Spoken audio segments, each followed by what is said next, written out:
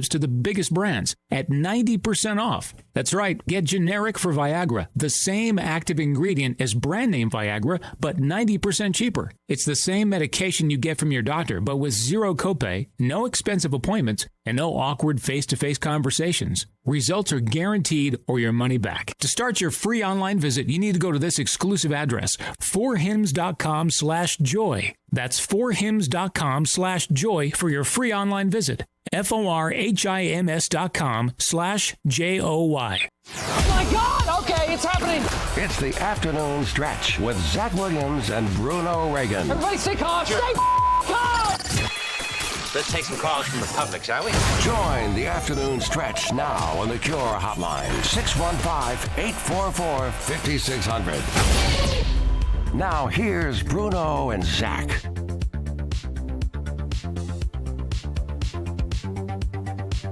4 o'clock here in the Music City, so you know what time it is. Time for the afternoon stretch here on Nashville Sports Radio. Bruno Reagan, Devlin McKenzie, Zach Williams here inside the Strike and Spare Family Fun Center studio. If you want to get involved, we want to hear from you. The Cure Hotline, wide open, 615-844-5600, here till 6 o'clock. Got a lot going on in the show, as we do every Thursday. Kind of flipping the script up a little bit. Eric Hasseltine will join us at 5:05, talking Memphis Grizzlies after their late win against the Knicks last night at home in their season opener. Knickerbockers. The Knickerbockers. And then we're going to switch our week NFL picks to the front end of the show. Typically, we do that at the back end of the show, but we're going to do it that way for Eric Hasseltine because he's on a flight right now as we're speaking on the way to Houston for the Memphis next game. But whole lot going on. We want you to jump in, 615-844-5600. Jump in now on the Cure Hotline. Bruno Reagan, how are you doing today? Another good one. We're on a streak, man. A streak never been seen before, so we'll see how long this lasts. We are streaking. That is what we're doing right now. Yes. Devlin McKenzie, over behind the boards. How are you doing today, sir? All right. How are you guys? Just all right, huh? Yeah, just chilling. Yeah, you know. Yeah. Just a Thursday to you, yeah? Just another day. You're a little nervous for your NFL picks. That's what's going on. I mean, not really. This is a terrible week. Have you counted up? Have you counted up yet? Yeah, I've gotten into them. We'll get them. Well, we're second segment of the show. We're going to start off and talk about them. Okay. I will say this. Zach's going to get a little humble pie. That's what's going to happen. I'm going to have to eat a little humble pie. Did not do well. 4-10 last week. That's pretty bad. That's abysmal. You can't be 4-10 and then ride the kind of wave that I ride. Yeah. You can't do it. You just simply can't do it. And hey, I'll eat some humble pie with you. Bruno's bets. We went from 2-0 in the NBA. Now we're 2-3. But we're still up on units. So one of them last night was Ben Simmons on assists and rebounds, and he started off red hot on rebounds. He was red hot on rebounds, and he was also red hot on assists, but Kyrie couldn't land anything at the beginning of the game. So, Yes. No, Ben Simmons was playing really well and just fouled out. So it is what it is. Yeah. I'm still they might lower the odds, and I think I'm going to circle back to that come time. But Kyrie had something to say about Ben Simmons, so I'll get those for sure words, because I was like, I was really surprised with Ben Simmons. I was like, yeah, he's playing his role. Everyone looks at the points. He's like, look how many points he had. I think it was like 4 or something, but he was wheeling and dealing out on the edge, which is supposed to be his role. And then, of course, tonight on Nashville Sports Radio, after we're done here, high school football action all across the land. Here on Thursdays, of course, referee issues, umpire issues, whatever you want to call it. There's no officials to play for all Friday games, so there's a bunch of Thursday games this season as we're nearing the end of the high school football season. 2 weeks left here. It starts tonight. Murphy's matchup, 6:15. Then it goes into the Mid-State Checkdown High School Game of the Week. That will be with Greg Pogue and Joe Fisher, who is back inside the booth this week. Brentwood and Innsworth. That's going to be a fun one tonight. A really good game on that one. Excited for that one.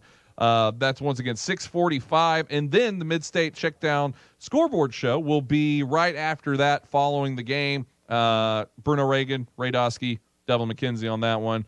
Getting you all the Thursday games, but also getting you some previews for the games coming up the rest of the week, tomorrow on Friday. So whole lot of high school football action going on. Whole lot of high school football action going on tonight. Very excited for it. Very, very excited for it. Let's go ahead and go to the Cure Hotline. If you want to jump in, 615-844-5600. We want to hear from you. Let's kick it off. Jeff in the Borough. Jeff, how you doing, buddy? How's it going, Jack? How you doing? I'm feeling good. I'm a little shaky. I had a Celsius, so that kind of gets me a little, I get going. We've already had our freeze, though. You love this cold weather. You love always, Well, this cold weather, Jeff, you've listened to me for a long time. This cold weather brings skunks to my house for some reason, and they sit underneath my heater. Yeah, but think about this. You don't like them. You've already told me in August up in them press box 95, you don't like when it's burning up, so what's the difference? What you going to do, get a heater? We don't, you don't like when it's hot. So we haven't had a bad high school football night yet. I know, but that's crazy this year. I'm saying in the past, I'm talking about. Oh, in the past, yeah, it's been. I go to station camp games. You sit up there and say it's like steel, or I don't know what you was talking about. One time, somebody I guess you burned up to death. Well, I don't know what it was talking about. Some press board, and I don't know what it was. Well, I'm already fat, Jeff, so it's already getting hot way too quick anyway. So. I'm gonna die. Okay, that's it. I'm going to die then. You don't want to die.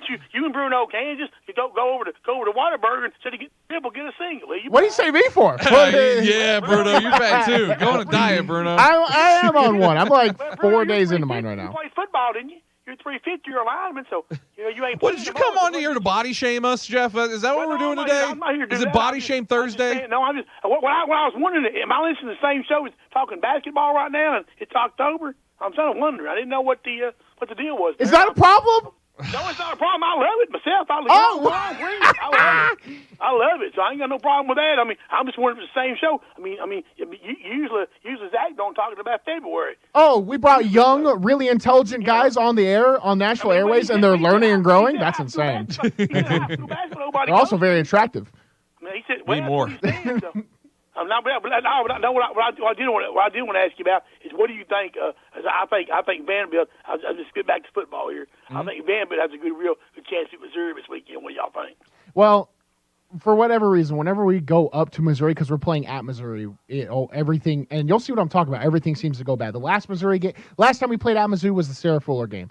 2 years before that, get trounced. 2 years before that, we had like 3 turnovers in the first quarter. So it's yet to be seen, basically, playing at Mizzou. When they play at home, we typically beat them. I'm worried about going on the road because if Vanderbilt wins, Vanderbilt hasn't won an SEC game in 2 or so, years? Yeah. And so what are the odds they win an SEC road game? That's what scares me because it is different. Yeah. It's different. Yeah, well, I mean, I understand. I just think that I mean, Missouri's not that good. Nope. And I personally think at the end of the year, I think Drinkwitz is going to be gone. Of course, I don't think they should have hired him in the first place. He only had 1 year of major college experience coaching, so I don't think he ever should have been hired. But I mean, that's here or there. But I just think he'll be fired like last year. He went to Boston College and said we shouldn't be going up here because we don't recruit players. And he ended up getting beat. So. I mean, it's stuff like that he makes little smart comments, but I don't particularly like him. But I just didn't want to say. But I know the media days was last 2 days. I think Tuesday and Wednesday, or Monday and Tuesday. Of course, nobody from Tennessee goes to it. So, but Kentucky did get picked to win it, and Oscar Sheway was a preseason player of the year. So, but I know nobody in Tennessee cares because they don't worry about basketball, like I said, January, February. I think you're wrong. Didn't the media? College. I know, but didn't the media pick it for Kentucky to win? Not many media goes to it. But didn't the media pick Kentucky? They picked Kentucky to win. What are you talking about? Yeah, but they always do that. But I'm saying half the media. Well, you just said they didn't pick Kentucky to win. They did. No, let me tell you something. The media people at basketball are half of what football is. It's a fourth. Well, I agree because it's not a multi-billion-dollar product like football is here in the United States. What's the NCAA tournament make? About $2 billion? What does that make every year? The basketball tournament. It makes about what a week of college football makes. Jeff, we'll be talking college basketball because that's what I love gambling on the most. You can take that 14 playoff and spend it to 12 and 20. I just want to have no more bowl games. I reckon we just have playoffs. So. All right, Jeff. Thank you for the call in, buddy. I appreciate it.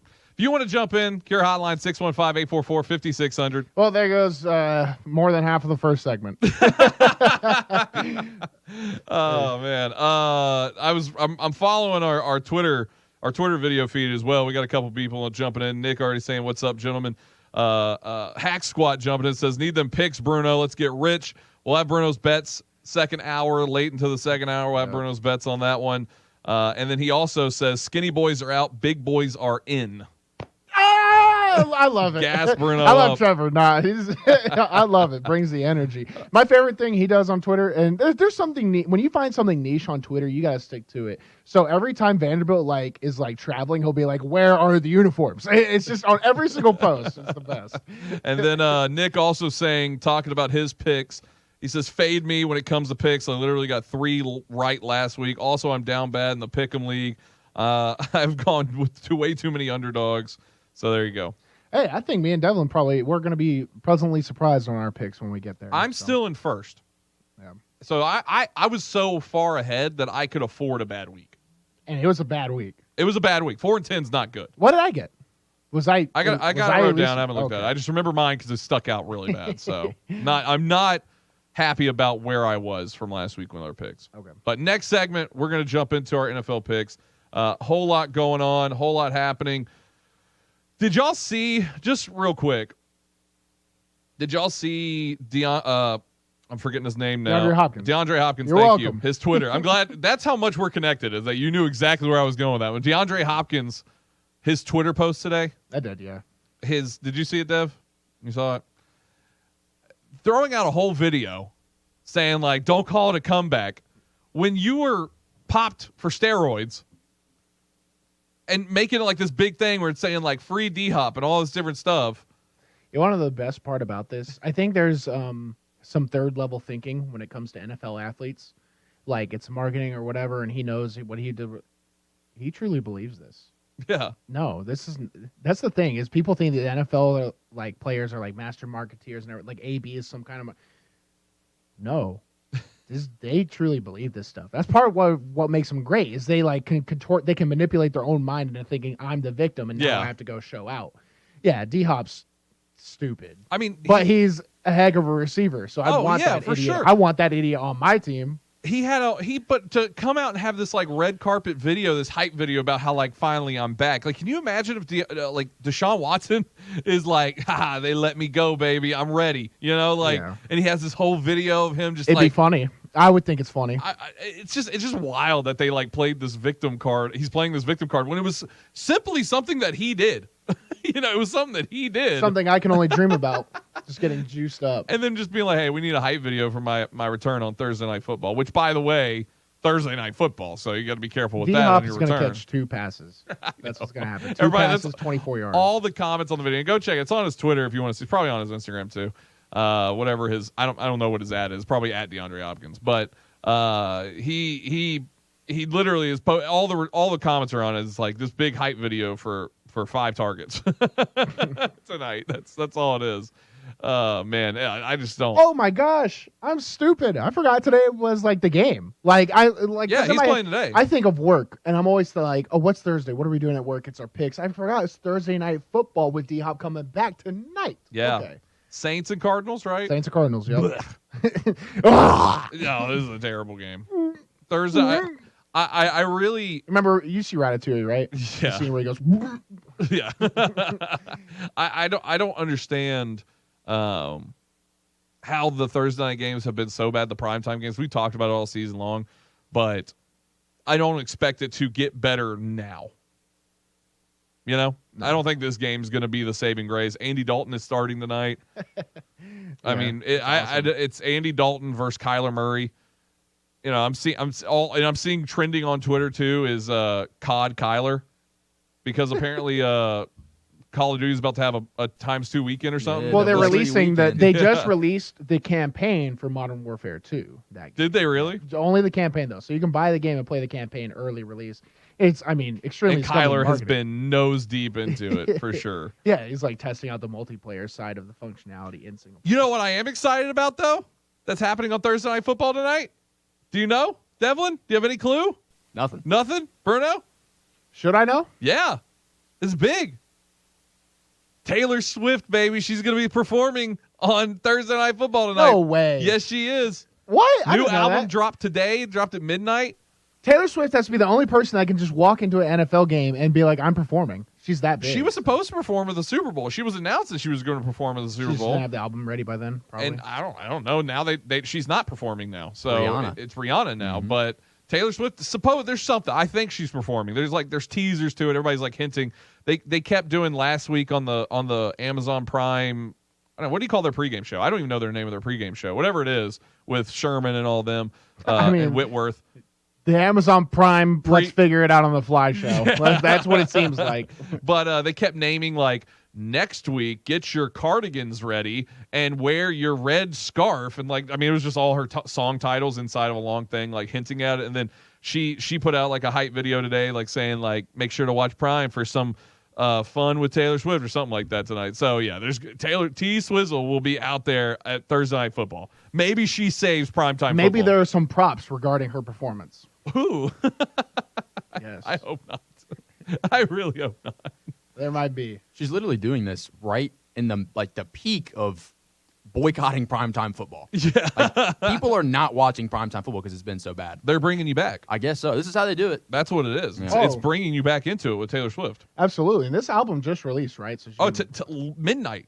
And people wait, are saying midnight tonight or last night? Last night. Okay, the last so midnight it's we had. released. Okay. Yeah, it's released now. You can go and listen to it. And this is not an ad by Taylor Swift. But It should be. We'll send the invoice. Yeah, we're going to send the invoice to her regardless. But yeah, she's going to be doing something on the Thursday night broadcast. And who knows, maybe it saves it. Maybe she brings a little bit of luck to it and it's a good football game tonight. There's nothing better than like doing the performance and maybe Ryan Fitzpatrick is back there and he just ruins it. I don't know. Ryan Fitzpatrick is really kind of falling off for me with him doing the media side. I don't know why. I don't enjoy it. I really don't like any of them, to be honest. It's not that it's not I'm saying I don't like him. I just don't enjoy whatever it is he's doing. I don't find it intriguing Not at like all. sounds bad. I just don't. I don't have a favorite. I don't think any of them really stand down there. No, what they do. No, I think it's something that it's and there's something. It's like pushing. It's like forced. Like it's where we keep seeing all this like athletes getting podcast stuff where they're just like, look, we're just gonna keep slapping athletes onto stuff and it's gonna work. No, there's there's nothing better than Andrew Whitworth coming out with this article where he's quoted as saying offensive linemen don't get any media like love or jobs when he has one of the most top tier media jobs in the country. Yeah, for being an O lineman. Like, yeah. I thought that was a little silly. That is silly. Of course, Nick said it's not out yet. Oh, it comes out tonight at midnight. I thought it came out last night. I don't know. When they say midnight, it's like what midnight are we talking about? That's a good point. I thought it was already out though. Nick's telling me it's not. I don't have verified when you say proof. Tonight at midnight. But I saw that's that yesterday. the next morning. Yeah. I saw that. You know what I mean? Yeah. So I don't know if it's when it is, but they're saying it's her creepiest album ever. Oh, God. Whatever that means. Right in time for spooky season. Hey, people, it's hilarious. I wonder, was it known that she was going to drop an album? Because my sister just asked for like Taylor Swift concert tickets. Like, yeah, I mean, I think it's known. I don't know. I mean, there's like, all kinds of hype up stuff or whatever, but yeah. People love Taylor Swift. I don't get the hype. That's just me though. I'm not a Swiftie. I like it. I love Taylor Swift. I think her music's awesome. No, and I'm from Hendersonville where like for some reason people want to hate her because she came from there. I saw actually this morning it was a Throwback Thursday for Channel 4. They did a hit on her when in 2005 when she was in school, and they were like, we think she had just signed with Toby Keith and like was on the start of her whole career basically. And they put it up today. I rewatched it. I think it was Terry Bolger who did that part. It was a good article or a good VO, a good piece of it. So yeah. When we come back, we're gonna run to a break now. When we come back, we're gonna get into our week NFL picks. I don't want to talk about mine from last week. I don't want to do it. It's not fun. I really kind of want to. I think we should all just say last week didn't count, but I kind of don't want to make this week count because these games suck. But we're going to go through them. If you want to jump in, Cure Hotline, 615-844-5600.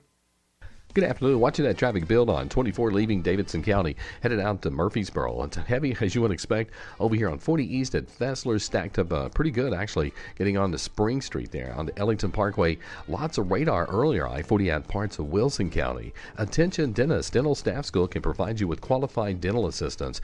Google Dental Staff School. I'm Commander Chuck with your on-time traffic.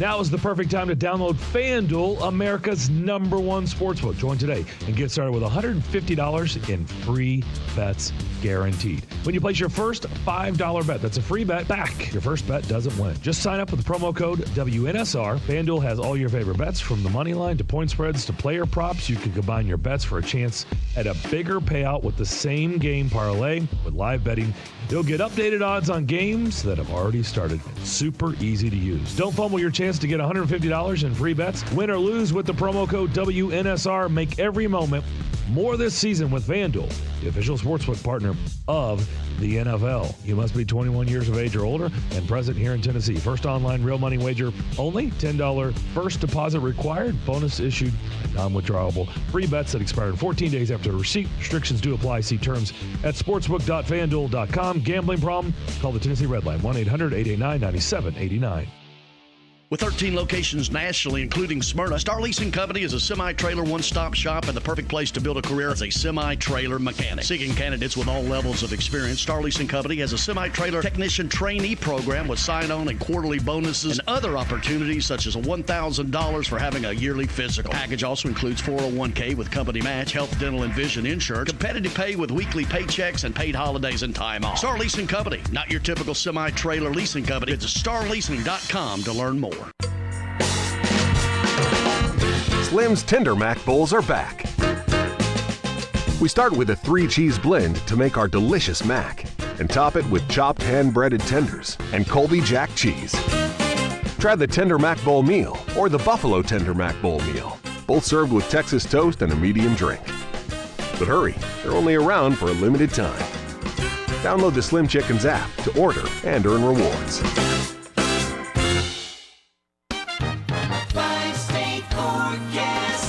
Your exclusive national sports radio, WNSR Sky Scan forecast this afternoon is going to be sunny with a high of 60.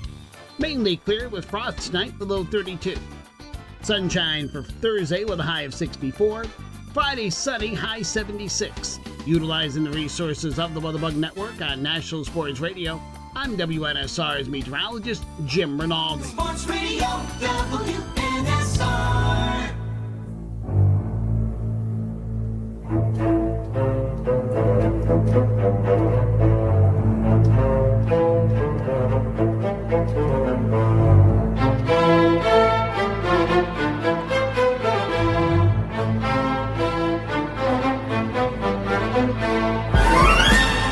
I love it.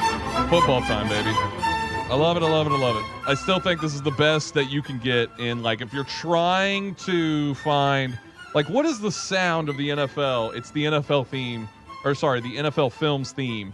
It's my favorite one still to this day. All right, we got our week picks coming up here for the NFL. Typically, we do this in the second hour, but we got Eric Hasseltine jumping on with us at 5:05 to talk Grizzlies. So I want to work around Eric's schedule, so we're moving it around forward to today for our NFL picks. It starts all tonight on Thursday. It's not been fun. Before we get any further, I'll give you where we're sitting currently right now. I went 4 of 10 last week. Not happy about it. I'm not happy about it in the least bit. But I'm currently 52-42, still in first place, but my lead has been cut into. Bruno had the best last week. He went 8-6. He is now 47-45. And Devlin went 7-7. He basically doesn't change his positioning. 47-47 right now. Actually, I think Bruno's 48 and 46, 47, I think. I got it. Bruno's still in last right now. That's where it is. I might have just miscalculated yours, but that math doesn't add up. But I'm still in last? You're still in last. But he's tied up? He's even with himself. We'll figure it out. He's 47-47. Yeah, we'll fix it all in post. It's all good. But all you need to know is Zach is still in the lead. Even after an abysmal week last week, I still triumphantly move forward. Well, not really. Take a step back.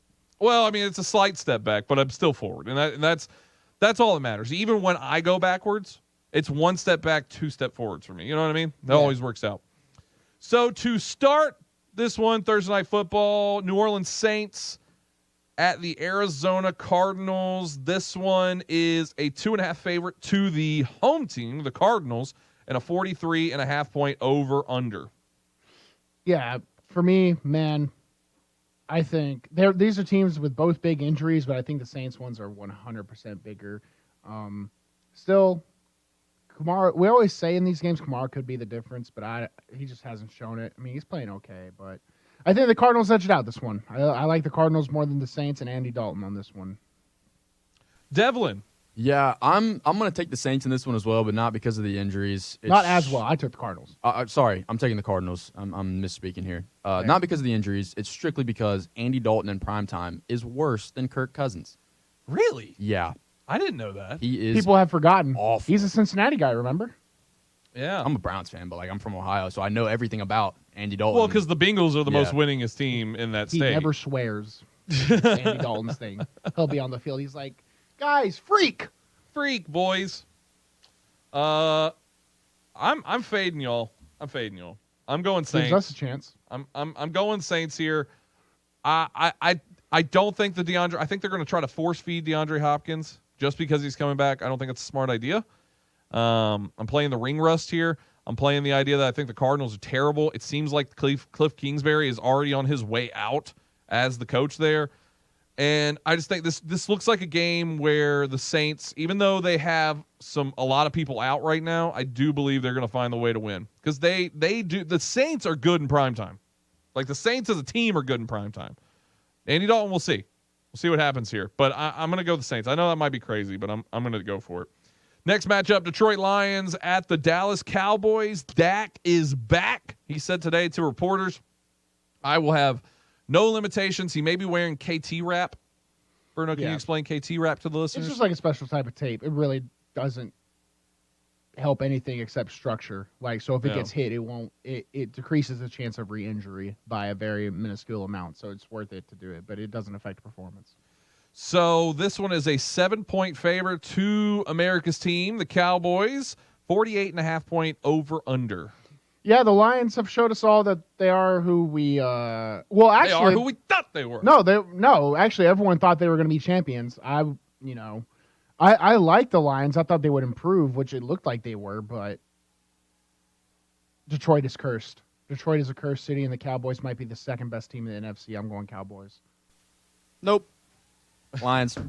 Fade the Cowboys. Oh, yeah. In Jerry's world, don't care. Give me the Lions. I hate the Cowboys. Done. But you have an animosity to the Cowboys. You're just never going to take them. Never, ever. Yeah. You can skip me every single time the Cowboys play, honestly. I will never pick the Cowboys. I think Dak is going to come back with a vengeance. Zeke is starting to get going finally, and he only plays better when Dak shows up. So I'm going to take the Cowboys in this one. And I hope you're wrong, Devlin, because I'll be right, and that's all that matters. I've been wrong 4 times so far on the Cowboys, and I will continue to be wrong because I will continue to fade the Cowboys. At least you're keeping up with it, though. That's all that matters. The Tennessee Titans are hosting the Indianapolis Colts. Titans are 2.5-point favorites. The over-under is 42. Side note, Derrick Henry needs 2 touchdowns to break the all-time touchdown record of Eddie George. Only 1 to tie. That'll be a fun one. Mm-hmm. Yeah, I think Matt Ryan turns the ball over way more than Ryan Tannehill, and I think you can in a game where the turnover margin is the greatest indicator of win-loss, total, and success. I think that speaks the entire difference. So Ryan Tannehill, for what it's worth, he hasn't turned the ball over half as much, or just half of what Matt Ryan has. So I'm going to go Titans on this one. Devlin. I'm going to go with the Colts in this one. I like the Colts to go 1-1 with the Titans. I don't think Titans sweep them. Colts coming off a great win against the Jags. I like the way they looked, and Jags coming off a bad loss against the Colts. Nonetheless, I like them this week. Devlin, I hate to agree with you, but I am. I'm agreeing with you. I don't think the Titans win this one. Matt Ryan has started to, ever since that terrible Thursday night performance, he has come alive. And when they last played the Titans, he went for 300. I think he's going to go for 300 in this one. Coming off the bye week, if the Titans cannot get Derrick Henry going early in this one and control tempo, I'm worried the Colts are just going to bomb it over. I mean, we see the one side of the Tennessee Titans defense that has been just abysmal so far has been the secondary, and they've found something with Mo Alley Cox. In their first matchup, a backup tight end. Now, he may be a 7-foot giant, but he's still a backup tight end. Alex Pierce, their early draft pick this year, has really started going off. He's been able to complement their main target there in Pittman. So I don't think the Titans have an answer over. I think it's going to be a game where they're going to nullify Derrick Henry because they're going to get up so much that the run game isn't going to save them anymore. You know, they can't just rely on Derrick Henry. They're going to pull Derrick Henry, and you're going to get a healthy dose of Dontrell Hilliard. That's where I think it's going to go. And I really hate that. And it's going to be a home game, and I think it's going to be a home game loss. If the Titans win this one and look as bad as they did against Washington Commanders last time we saw them, which they got to win in that one. If they win this one, I probably won't pick against them the rest of the year. But right now, I just don't think they got lucky beating the Commanders the way they did. I'm telling you, man, when you watch Ryan Tannehill throw the ball directly to Kevin Byard, you're going to be like, how could I have picked Matt Ryan, you mean? Oh, excuse me, yeah. If Tannehill's throwing it to Kevin Byard, something terrible has happened. That's a good point. I meant Matt Ryan. Yeah. Watch Matt Ryan stare Kevin Byard down and throw it right to him. Yeah, I'm just worried about this one. I worry about it for the Titans, but I can't pick them. I can't pick them. Picking with your heart, though. I'm picking with my mind. My heart would say go Titans. I grew up a Titans fan. I don't want to see the Colts beat the Titans. I promise. Well, you're hedging your feelings. Maybe I am, but I it's unfortunate. I'm not trying to be the Debbie Downer of the group, but I do think I kind of agree too. I just don't see them being swept this year. I don't see the Titans being good enough to sweep the Colts. Why not? Didn't they sweep them last year? And the Colts are worse by every objective measure. No, but last year, the Titans are worse this year. Titans are worse than last year. True, yeah. I don't know, man. I just don't see it. I don't see it. I'm trying to help you guys out. I know. I'd be the first one to call the Titans out. I'm not going to change it. It's an ink. This is an ink. This is an ink pen. Yeah, exactly. This is stuck. New York Giants at Jacksonville Jaguars. -3 favorites are the Jags. That's really surprising. Even though the home team. Crazy. You talk about nobody wanting to give love to the Giants. You want to talk about don't touch that line? Yeah. Something is amiss here. And for every single one, people think they're smarter, like Chiefs at Colts, Jags at Colts. Well, that was 2 in the row. Bills, Chiefs. I mean, every single one where the public is like, oh, this makes sense. They always lose it. So I'm worried for the Giants here. I really am. Yeah. No, So I'm going to go Jags. I think Vegas is up to something, and when they tell you they're up to something, believe them. Well, I can't remember the last team we had this conversation about because it was the same thing. It was the Giants, I think. Was it the Giants and the Packers in London? I think so, yes. And I think I picked the Giants to win because I was like, you have to trust Vegas on this one. They just know something. And I don't blame you. Everyone thought the Packers were going to roll in there. They lost by like 10, didn't they? It was insane. Yeah, no, for sure. Games on foreign soil don't count, though. Yeah, true. Yeah, I'm also going to take the Jags in this one. Just like Bruno said, it's Vegas. I'm not going to fade Vegas on this one. I undefeated in these question mark games. in the trap games. This just has trap game written all over. I mean, spray painted on it. I mean, this is ridiculous. I mean, it's inked up on it. Yeah, this is. I wonder where. Devlin, are you able to see what the betting lines are going on this right now? What America's taking on this one? Because I feel like a lot of people think +3 on the Giants is. Oh no! I guarantee you, easy money. I guarantee you, 80% of the bets will be on the Giants money line, or excuse me, spread. Yeah. That is a scary line. I would also advise. I mean, always code TAS on FanDuel, but not touching this. Use it on a different game. Not touching use it on a different one. Cleveland Browns at the Baltimore Ravens. Oh, by the way, I'm taking the Jags as well. Okay, it's a system pick. I can't fade y'all too many times. Sometimes this is picking because y'all both picked them, so I'm running with it. Cleveland at Baltimore. Cleveland coming in as the underdog, 6.5 point line. And the over-under is 45.5. Baltimore the favorite at home against the Browns. Man, that's a scary line, too, because, I mean, the Ravens have sucked, too. The Ravens have not been good. They've underachieved. Yes, heavily. So who are you taking, Bruno? I'm really torn because the Browns, they're not as bad as I think their record's saying, and the Ravens aren't as good as we all thought they were. So I'm pretty torn with it. And really, I'm going with the Ravens. I'm just going to go with the Ravens. I think they're a better team. I think the Ravens are still a top 7 team in the NFL, and that's just a gut feeling. That's an eye feeling. That's Lamar Jackson, Mark Andrews, Rashad Bateman feeling. So that's all I got. Devlin. Yeah, the lovely thing about this game is that both of these teams are terrible right at the end. I mean, the Ravens giving up huge numbers in the fourth quarter, and Browns gave up the Jets game. Exactly. That was both of these impossible. Both of these teams atrocious in the last few minutes of the game. So at this point, it really just comes down to which one gets started off early.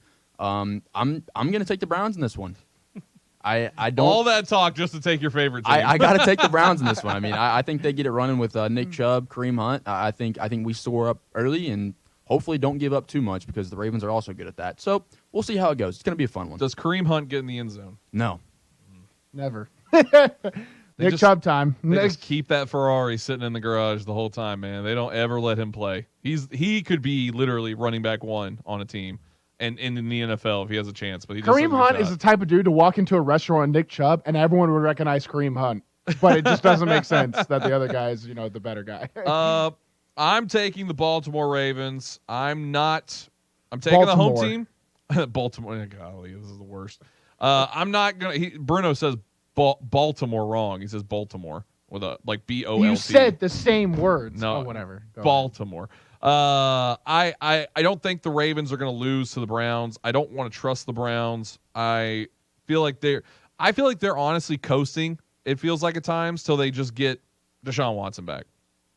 Mm-hmm. That's kind of what it feels like, or back, or forever, for finally. I guess he never was there at first, but I that's kind of where it feels like right now. It's just this year is kind of a wash, and they're waiting for next year basically to play football. Atlanta taking on the Cincinnati Bengals. 6.5-point favorites are the home team, the Cincinnati Bengals. 47.5-point over-under in this one. Marcus Mariota has been really red, stinking hot. I love it. I love it so much. I mean, you talk about gassing me up anything and seeing MM8 go out there. I don't care if he's wearing number 1. MM8 out there, going out there and just balling. And he has been really good this year. These two teams are in very similar situations. They're in their last 5 games, they're both 3 of 2. Very similar in terms of, if you look at Cincinnati's wins, I really don't think they're that big. They beat the Jets, whoop-de-doo, who seem to be on the up here. They beat a Tua Tagovailoa less Miami. They beat New Orleans with Taysom Hill. They lost to the Ravens, who we don't even know. They lost to Cooper Rush, so that's Cincinnati's, whole thing. The Falcons, though, it's not like they're any better. They lost to the Rams, who really aren't. We don't even know what to think of them. They lost to Geno Smith. They beat Geno Smith, whoop-de-doo. They beat the Browns, whoop-de-doo. Then they lost to Tom Brady, who's going through a midlife crisis. But they did beat the Niners, who seem to be an all-around pretty great team that always ends up in the playoff.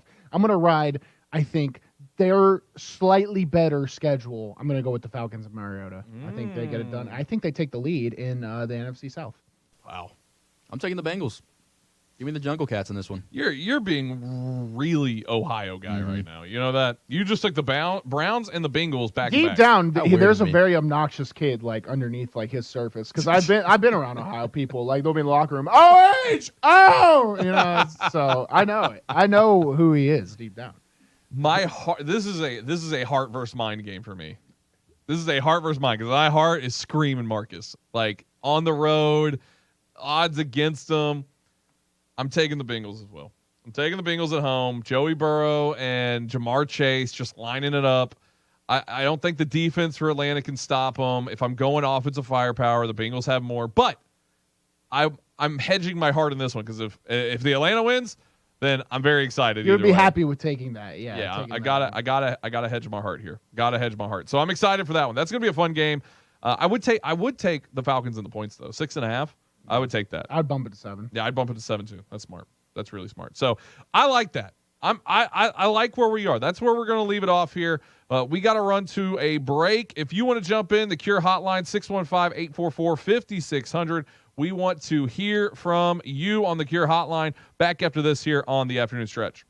Good afternoon. They just now moved that crash out near the airport there on 40 East at Donaldson Pike. Traffic's already heavy out through that section of town, headed out towards Wilson County. Busy on the South Loop, looking pretty decent right now with that traffic flow on 65, making your way down through Brentwood, Franklin. Watch for some radar down around 840. Ober-Gatlinburg Restaurant and Lounge celebrating Oktoberfest. Check out the details, obergatlinburg.com. I'm Commander Chuck with your on-time traffic.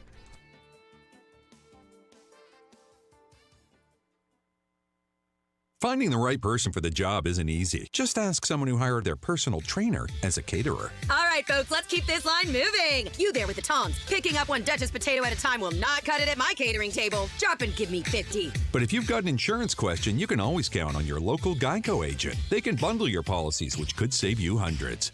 Okay, this is what we call the wild mushroom and asparagus dip, and press. Come on, let's get those plates above your heads. For expert help with all your insurance needs, visit geico.com/local today. Realtors abide by a code of ethics. This is Article 9 in action. Beth, a first-time homebuyer, knew nothing about the home buying process, except that she wanted to buy a home. But her realtor had the expertise to make sure Beth understood every document, even giving her copies to review with her lawyer so Beth could close on her first home with confidence. Complicated things explained in simple terms. The difference between an agent and a realtor is real. Realtors are members of the National Association of Realtors. That's who we are. Greg Pogue back once again to tell you about Bongo Java, Nashville's oldest and most celebrated coffee company, now also located in the Omni Nashville Hotel. Reward yourself for surviving Nashville traffic with fresh, locally roasted coffee, classic handcrafted espresso drinks, and fresh baked goods all day long. And free Wi-Fi, so you don't have to work from home. Number one in customer service. You made it through the traffic. Reward yourself with a perfect pick-me-up at Bongo Java. Fresh coffee, delicious treats, great atmosphere. Open 6 a.m. until 2 p.m. daily. Bongo Java at the Omni Nashville Hotel. Get all your NASCAR news every weekday right here on The Final Lap. Hey, it's Kerry Murphy, and Joey Logano punches his ticket to the championship for a race at Phoenix after winning at Las Vegas this past weekend. Up next is Homestead Miami Speedway. So grab all the latest NASCAR news, race recaps, driver interviews, stats, and info every single weekday. Same place Joey does. Hi, I'm Joey Logano, and I get my NASCAR news on The Final Lap with Kerry Murphy. Every single weekday. Follow the afternoon stretch on Twitter at Bruno Reagan and Zachariah W. Really, man? You want that? I'm not spelling that out.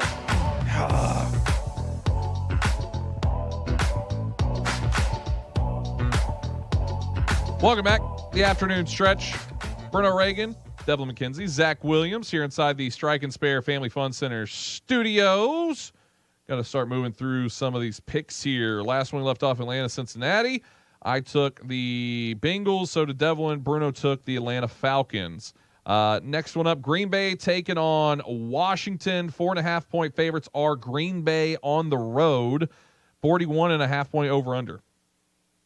Yeah, I mean, when we did this last year, I never went against Taylor Heineke because we played together. We were friends in that regard, and I'm not going to do it now, especially because I think they have a good chance to beat this Green Bay team. Taylor Heineke, he's going to take risks. He adds an extra threat with his legs. So while I think the Packers have maybe the upper advantage in backs while we figure out what Washington's doing with their, I guess, three-headed monster with McKissick, Brian, whatever, I'm going to go Commanders. Brian Robinson. Yeah, I mean, he just came back. So Yeah, I'm definitely a part of the Taylor Heineke cult following on social media. It's a lot of fun to ride on. He does have a really fun, because it's that thing when you're the backup. Like if you lose, everyone expected it, but if you win, you're the GOAT, right? So, Ben DiNucci, is that his name? Ben DiNucci. Yeah. It's another one. Yeah, that's a good one. Yeah, I'll take the Commanders in this one for the fun of it. I think the Packers are on a downhill slope right now. So morons. I'm taking the Packers. I think even on the road, we're going to start seeing Aaron Rodgers get back to his ways. I think it's going to be demon time for him. He's coming back. He's coming back, and I really believe it. He's going to have, and it's going to start with Washington. So, I'm going to tell Taylor you said that. Tell him, write it down, take a picture. I don't care. Send it to him. Let him know. I'm taller than him, which is great. Yeah, you are. Yeah, I am. Barely. Tampa Bay Buccaneers at the Carolina Panthers. 10.5-point favorites are the Buccaneers on the road. So we're playing off the points here. That's a tough one, bro. It is a tough one. It's so tough that I'm just going to tell you I'm taking the Bucs easily. I think they get it done. I think they get it done. Carolina is a disgrace. Devlin. Carolina covering. 1 of the points, yep. And I will say Carolina's going to cover as well. Sam Darnold back we off all the just IR. lost on Carolina last week. We did, but it's a new week. And I don't know if P.J. Walker's going to be playing in this one, which is big news. Houston Texans at the Las Vegas Raiders. You're such 7.5-point favorites are the Las Vegas Raiders at home. 45.5-point over under in this one, Bruno. If it was 10, I would 100% take the Texans. But until then, picking the Texans in anything serious is just silly. So I'll go with the Raiders. Raiders. 7 points, though. Are the Raiders really that much better? I don't know. Devlin. Yeah, Raiders. Texans are bad. I'm not picking them. Yeah, I'm not going to pick them either. I'm going to take the Raiders in this one. It just feels right. A game I'm really looking forward to now with some recent news that just came out. The New York Jets taking on the Denver Broncos, a game that, frankly, I don't know who cares about this one. Denver is a 1-point favorite at home, 38.5 point over-under. Yuck as a whole in this one. But news coming out, Elijah Moore requesting a trade. He's been tweeting out that he's super unhappy with his usage there at New York. I wonder, do they end up trading him? You think? I don't think so. Second year with the team? No, I don't think so. Yeah, I don't even know if you would get the value you want out of him. But if he requests it, they might give up. What would he be worth? Like a fifth? I don't know. I think because we don't know what his real talent level is because he hasn't been used. That's the real side of it. If you're the team and you're not using him, and you know your outlook with him isn't good, and you're not in a good mind space, and you're not talking right, because it's not like contract negotiations. Like, this is just problem between men in a role. Yeah. I would take a fifth. If I was the Jets, I'd send him away for a fifth or a fourth. Denver or Jets? You're taking the Jets in this Jets one? Running game in these. Who has been impressive in any facet of the game between the Broncos? Nothing on the Broncos is impressive. The Jets, nothing is impressive on the Jets except for their rushing attack. They actually have a really fun rushing attack to watch. I'm taking the Jets on that regard. Devlin. Yeah, I'm taking the Jets in this one as well. Just because I don't want to root for the Broncos ever. I'd much rather root for the Jets to win this one. It's not like I think the Jets are an outstanding team. They have a good record, but I do think the Broncos are absolutely awful, and I think they're terrible to watch and root for, so I'm going to take the Jets. I'm taking the Denver Broncos in this one. This is the one how I was last week about the Giants, and I kind of went back on my statement. I'm not picking against the Jets again if they win this one. If they win this one, I believe in the Jets, but you said it. You said it. You already said it, and you're not doing it. Yeah, I know, but I'm doing it. I'm doing it this time going forward for sure with the Jets. Don't make me go back and change my Giants pick now. No, just because of my own words. Please keep this pick. Yeah, I'm going to keep that one. Seattle at the Los Angeles Chargers in this one. 5-point favorites are the Chargers. 50.5 point over under in this game. I think the Chargers are the worst 4-2 team in the league.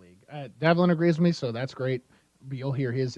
I think Herbert's still injured, and he's playing very injured right now. Herbert's playing injured, but he doesn't get the ball to, I think, their best receiver, Mike Williams, last week. He gets into him once.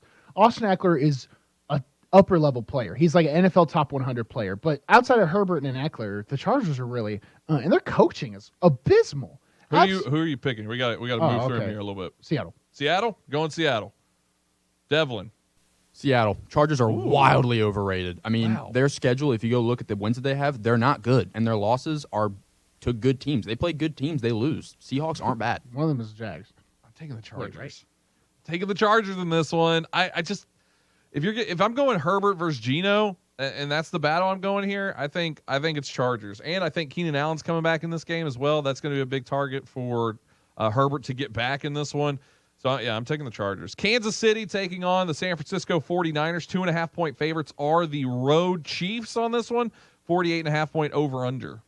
Yeah, honestly, it's a pretty tough one for me because I think the Niners do a lot of things to keep the Chiefs offense off the field, but I'm still going to go Chiefs. Devlin? Yeah, Chiefs, no doubt. Taking the Chiefs.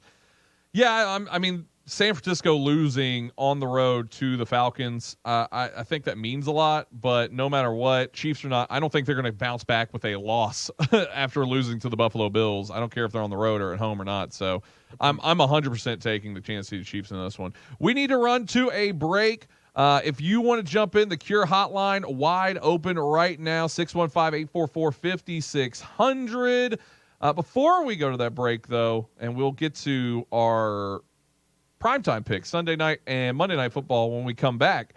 Before we go any further, got to talk about FanDuel. Tip off the Grizzly season with FanDuel, America's #1 sports book. New customers get $150 in free bets guaranteed when you place your first $5 bet. Just use promo code TAS at sign up. That's TAS. Plus, all customers get 3 months of NBA League Pass when they make a $5 bet on the NBA, courtesy of FanDuel. I love this. Devlin did it. It's great. He won his bets with it, and he got League Pass for free for 3 months, which is just tremendous. Then you can watch all the action as you bet on everything from money line to point spread to totals. Best of all, you get your winnings paid instantly. I love that about that. So don't miss your chance to get $150 in free bets plus 3 months of NBA League Pass with promo code TAS, the afternoon stretch, TAS.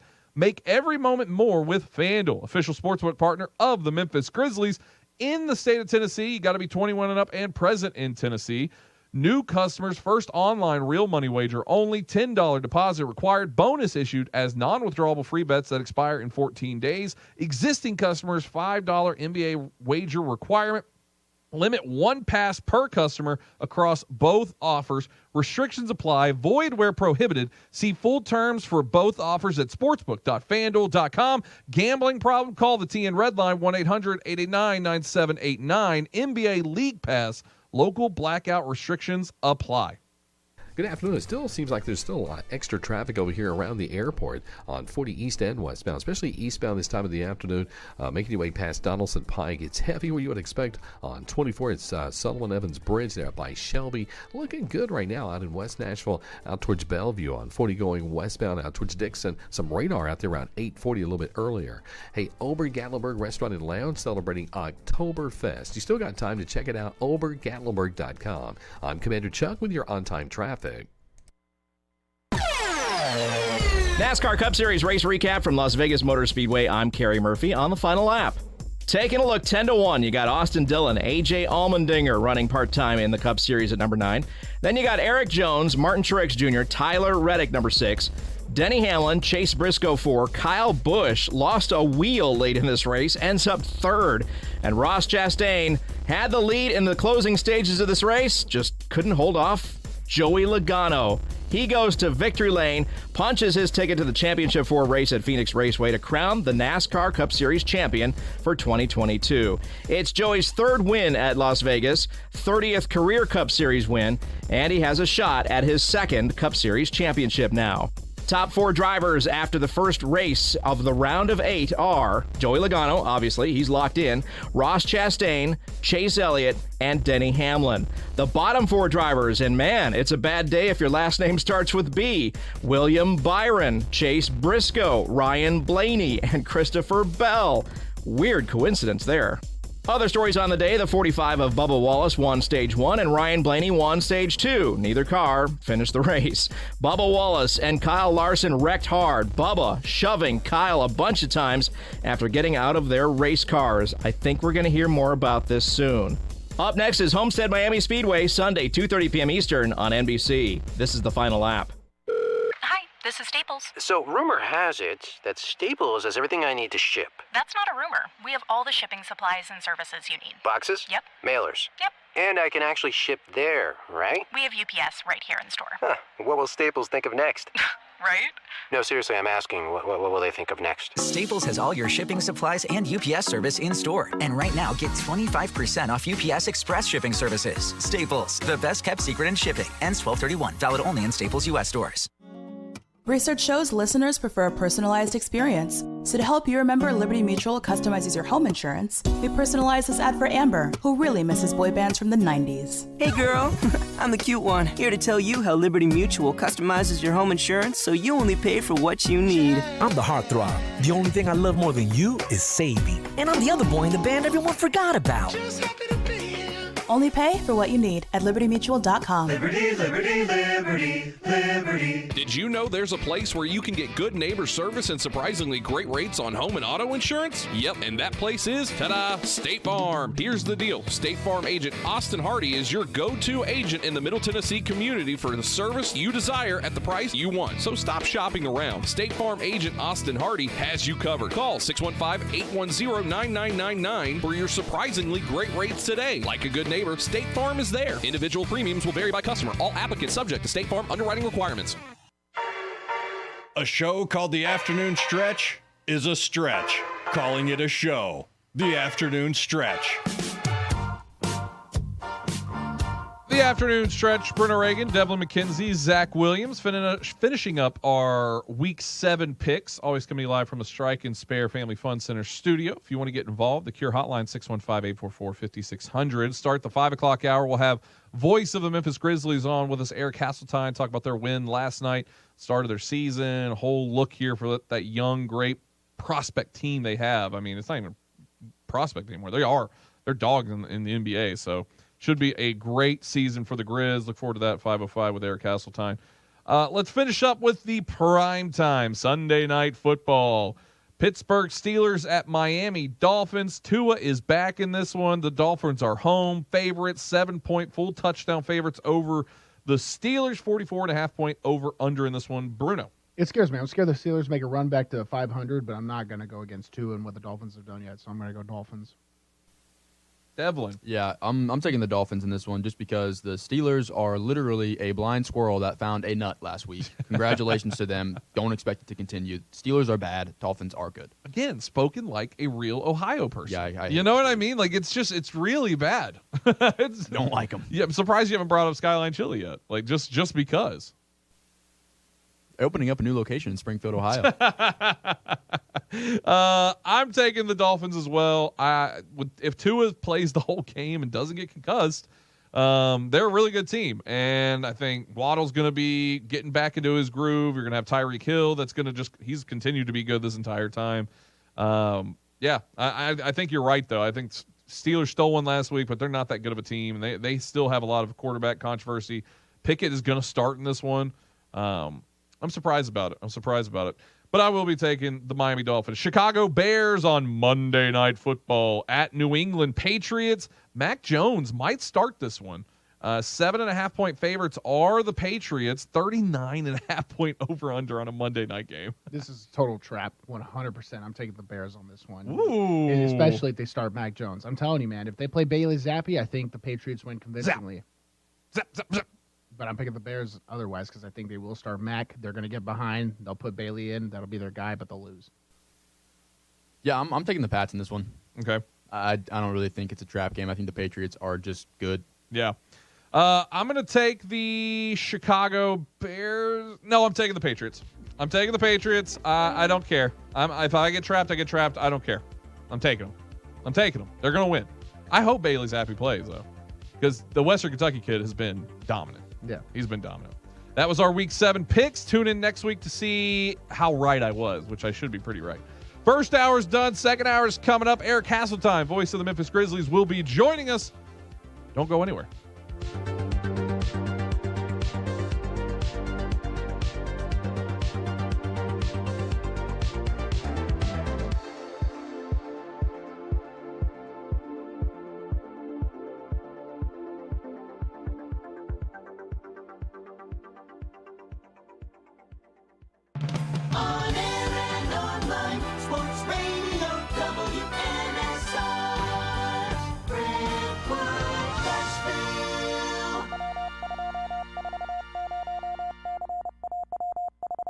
ABC News. I'm Derek Dennis. The State Department says the U.S. has evidence Iranian troops were on the ground in Crimea and assisted in the Russian drone attacks in Ukraine. The strikes killed civilians in Kyiv and destroyed energy plants. Jobless claims dropped slightly, with 214,000 Americans filing for benefits last week, 12,000 fewer than the week before. Businesses are still trying to fill positions following the pandemic. One key industry still struggling is childcare. ABC's Karen Travers has more. The crisis in the childcare industry has gotten worse. We met one childcare worker who has a second job at a grocery store just to pay his bills. And one director of a childcare center says she's losing workers to fast food restaurants and retailers because they can pay more per hour than she can. President Biden is in Pennsylvania touting infrastructure programs ahead of the midterm elections. Tonight, he'll campaign for Democratic Senate candidate John Fetterman. This is ABC News. You've got advanced prostate cancer, but you're not waiting around. You want straight talk to facts about Orgovix. Orgovix Relagolix 120 milligram prescription tablets is a treatment for adults with advanced prostate cancer. Fact: Orgovix is a different kind of androgen deprivation therapy treatment, a pill, not an injection. Orgovix may cause serious side effects, including a heart condition called QT prolongation. Tell your doctor right away if you feel dizzy, faint, have a racing or pounding heart, or chest pain. Orgovix can cause harm to an unborn baby or miscarriage. Use birth control during treatment and for 2 weeks after Orgovix treatment. The most common side effects include hot flushes, increased blood sugar and blood fat levels, muscle and joint pain, decreased blood hemoglobin levels, increased liver enzymes, tiredness, constipation, and diarrhea. Other side effects include weight gain, decreased sex drive, and erectile function problems. Orgovix may cause infertility. Talk to your doctor if infertility is a concern for you. Go with Orgovix. Ask your doctor. For more facts, visit gowiththefacts.com. Tired of the same old company holiday party and looking to reward your team with a fun night out? What about something different for a birthday party or group gathering? Hello, this is Philip Cox of Strike and Spare Family Fun Centers, and we specialize in group events no matter the size at our Tusculum, Donaldson, Hermitage, Murfreesboro, and Hendersonville locations. Plus, Hendersonville and Murfreesboro offer enhanced entertainment options with bumper cars, laser tag, roller skating, and more. 'Tis the season to have fun with family, friends, and business associates, and there's no better place to do it than at Strike and Spare Family Fun Center. Visit strikeandspare.com to learn about the group outing option. Strike and Spare, where fun is bowling. Hey Nashville, Ray here from Run With It. Let me tell you about our sponsor, Boom Boss Craft Pizza and Tap House. And with 4 locations in Bellevue, Murfreesboro, Spring Hill, and East Nashville, they're your home for the best gourmet pizza and craft beers in Music City. Join me on Monday nights at the East Nashville location for poker night. And if you think you know everything, try Wednesday night trivia at both locations. Gourmet pizzas, craft beers, online at BoomBozz.com. Boom Boss Craft Pizza and Tap House. It's a Bill King Show. Lane Kiffin. Let me get this straight. Bill, smooth-talking James Franklin just lost a quarterback recruit to Sun Belt Billy. Put him on the hot seat, Bill. The only thing James Franklin is good at is working the coaching carousel for a raise each year. He's really good at that. He's very, very good. Weekday mornings beginning at 6 on Sports Radio 560 on 95.9 FM. Okay, it's happening. It's the afternoon stretch with Zach Williams and Bruno Reagan. Everybody stay calm. Stay calm. Let's take some calls from the public, shall we? Join the afternoon stretch now on the Cure Hotline, 615-844-5600. Now here's Bruno and Zach. The afternoon stretch, second hour, coming to you live here on Nashville Sports Radio, broadcasting from the Strike and Spare Family Fun Center studios. Bruno Reagan, Devlin McKenzie behind the board, Zach Williams here with you. Cure Hotline, 615-844-5600. First hour, got through all our NFL Week 7 picks, but last night, the Memphis Grizzlies, who play on this very radio station, had a pretty tight contest. I think was a little bit of a surprise for me. I thought for sure Ja and crew were going to come out and just get that over the Knicks. Knicks maybe have gotten a little bit better from where they have been the last couple of years here. I was a little surprised. But it's game one. You got to take it with a grain of salt all the same. Now we get to have on the Cure Hotline Eric Hasseltine, voice of the Memphis Grizzlies. Eric, thank you so much for taking some time. I know you were on a flight down to Houston getting ready for the Rockets. So I appreciate you jumping on with us here, bud. No problem. Just staring at a private jet that some guy just flew in for the ALCS, and I thought it must be nice.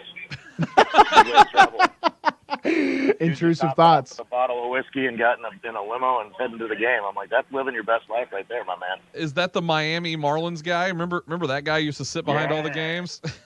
Yeah, we actually ran into him once on a road trip. Our TV sideline guy, Rob Fisher, had a conversation with the guy, and yeah, I mean, hey, if he can do it, do it. If I could hit that Powerball for $550 million, I can bet you one thing: I'll be traveling a lot like that. Hey, nobody's too cool for $500 million. I'm gonna tell you what: anybody that tells you they're going back to work is lying. I don't care what your job is. There is no way. I will be. Hey, nice knowing everybody with the Grizzlies. I'll be sitting front row across from the bench next week. I love that.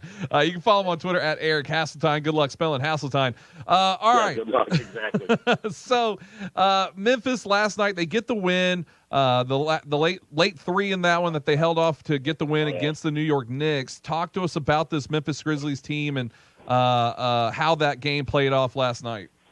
Well, they built a big lead, and then I thought the Knicks did a really good job of kind of chipping away and then kind of controlling the tempo. When the Grizzlies got out and ran, they really controlled the game. And then, the Knicks did a really good job of getting back in. Jalen Brunson got the hot hand, one of the newest Knicks, and that's a big upgrade for them to have that in their backcourt. And Cam Reddish, who was a guy that a lot of people with the Knicks weren't sure what he was going to bring, and he was terrific last night. So they started attacking the rim more, and with the injuries to Dylan Brooks and Zaire Williams, who weren't available last night, that really kind of hurt the wing defense a little bit, and you had to play some guys that maybe aren't going to see those regular minutes if those guys get healthy or when those guys get healthy.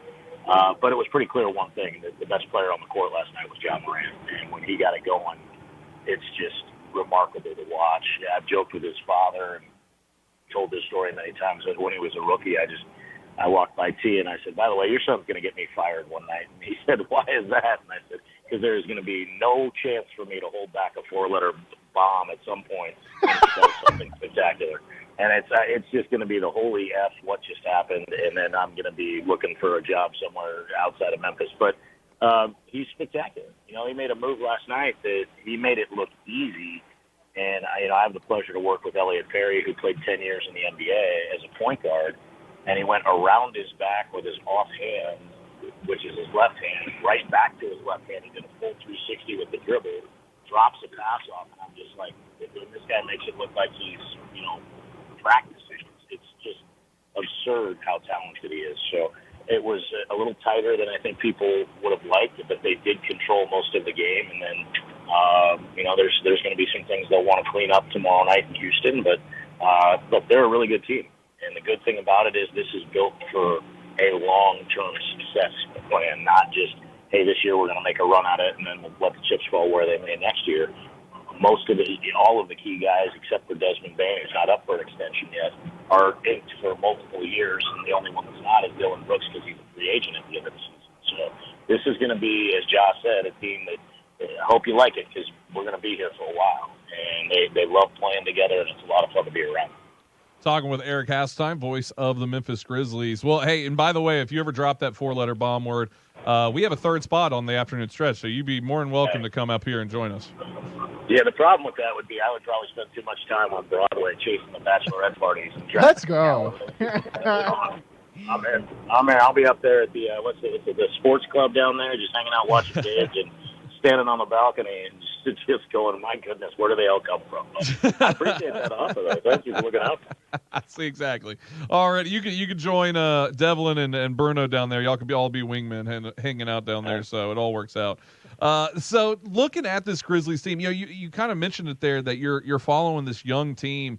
What is it like for you? Because I do local play-by-play. I'm not a professional play-by-play, but I know there's energy that you feel from the team that gets reciprocated through your calls. How does that for you as your job, doing it for many years now, but you get a team like this that's just full of, energy, and it just comes out and it's exuberance on the court. How does that for you in doing your job? Well, it's awesome. First of all, if you do play-by-play anywhere local, you're a professional because it's not easy, and if you're getting paid to do it, you're definitely a professional. I just got very lucky to find this job once upon a time years ago. But I'll be honest with you, there was a point in my career where I really was considering possibly doing something else, maybe moving on. The team was just in a tough spot after making some strong runs in the postseason with the group we called the Core Four. And it wasn't looking very promising for a fruitful future. And it's harder when that happens because all these guys are competitors, and you get to know them, you get to like them, you get to be around them. We call our traveling family our second family between the broadcasters and the players and coaches. And so as that was going on, we were like, man, where is this going to go? And then all of a sudden you get incredibly lucky with the number 2 pick. But the front office had the knowledge and wherewithal to stick by who they wanted. They wanted Ja Morant. R.J. Barrett had said he didn't really want to play in Memphis, which was fine with us because we were going to go with the point guard that was going to replace Mike Conley. So as that group came in and Taylor Jenkins took over, there was an energy that was brought with him that it made me feel young again, guys. I just turned 50 in September, and I honestly don't feel a day of it. I feel like I'm 35 again. Half the time when we're at practice, I want to get out there and run drills with them because they look like they're having so much fun. I know that would be a very bad idea for me at this age, but these guys are just a blast to be around. And they're a good group of guys. I don't want to call them kids because they're grown men, but they're young. They have one of the youngest rosters in the NBA, but when you look at the other young rosters, they're not finding the kind of success that this group is. And part of that is the cohesion of the coaching staff and the players sticking together. Part of that is the system is very, very good. It's fun to play in. The ball moves. There is no, hey, just throw it to one guy and get out of the way, and you'll get yours when you get yours. Everybody, as they say, eats at this table. So they're a blast. And I've never seen a group. This is my 22nd year here, and I was in Sacramento for 3 years. I've never seen a team literally after wins want the team photographer to come over and take pictures after the game when they win, because they want to remember these times. That says a lot about who they are. And I can tell you, walking into team hotels or traveling with these guys, you don't see the same guys out all the time. There's not these cliques. There's a group of them, and everybody's involved. One night it's one group, another night it's another group. And, the things that catch my attention, aside from their incredible talent on the court, is they care. They care about the city. They care about each other. They care about the organization. And they care about the people that are around them. Like, if you're with us, you're with us. I can't tell you how many of these guys come up and say, hey, how's your son doing? How's his baseball going? How's your daughter in California? Things that you just don't expect a professional athlete who's got a million things on his mind probably to think about. But that's who these guys are. And it makes my job very, very easy, as long as I'm prepared. So that's where I have to do my part of professionalism and make sure I'm ready to go. But when they toss the ball up, these guys are the entertainment. I'm just a loud voice with a microphone acting like a crazy person, when they're going well. Talking with Eric Hasseltine, voice of the Memphis Grizzlies. Bruno Reagan, say what up to Eric. What up, Eric? Yeah, I just want to. It's funny you mentioned RJ Barrett, and it's like, hey, when he says he doesn't want to play in Memphis, he doesn't want to play against them either, because 3 of 18 from the field, 0-6 from 3. So he was like, he really took that to heart. He was like, yeah, I'm not playing in Memphis. It was real. But it's funny when you mention that notion. There is that thing, especially in the NBA. I think it kind of is a little. It means a little more playing in smaller markets, right? Some people are a little hesitant to it. Do you think that's starting to change in Memphis? Because of the Grizzlies? Oh, yeah. I think, look, it's not New York. There's no two ways about it. It's not Chicago. It's not Miami. It's not, these big cities, like even Houston, where we're at right now. It's a one professional team town. We're 2.5 hours away from you guys, and you guys have the NHL and NFL and MLS now, and hopefully one day Major League Baseball. But Memphis has the NBA. That's it. But the way the organization has always treated it is, Memphis may be on the jersey, but they want this to be the Mid-South team. The whole area, Arkansas, Alabama, into Tennessee, all the way past you guys into Knoxville. And we've worked really hard to try to build the radio network. The TV crew gets a great following. They get messages all the time. And so that small market notion, it kind of bonds you together. And having come from Sacramento when they were really good and they had that notion as well, it is different. It's very different. We don't have 12 million people in our metropolitan area to buy tickets like the Knicks do. We have like one, and a lot of people, the entertainment dollar gets stretched thin. You can't just rely on that and think you're going to have a packed house every night. So you've got to be good, and you've got to be accessible to your fans. And this team has done a really, really good job of that. So there's a bond, and they joke around and they say Memphis versus, they don't spell it with a V. They say everybody, ERRBODY. But they do feel like at times they've been snubbed. Sometimes the chip on the shoulder is valid. Sometimes it's maybe overplayed a little bit. But if that bonds them together, that makes it even better. And it's been fun watching these guys grow up. Last year was a special season. I remember vividly when we had to basically stay off the road because of the Omicron outbreak. And I trust Brevin Knight on our television crew with basketball knowledge as much as I trust anybody. And after we won a game, I went in and I said, hey, we're pretty good, aren't we? He said, yeah, they're really good. And I it's easy for us to kind of drink the Kool-Aid because we're around them, so to speak. But when a guy that played in the NBA and was a first-round draft pick says, no, they're really good. They're different this year. That gave me a tip that we're there. And a lot of that credit has to go to the front office. They came in and the situation was not exactly, all sunshine and roses. They had a roster that needed to be made over.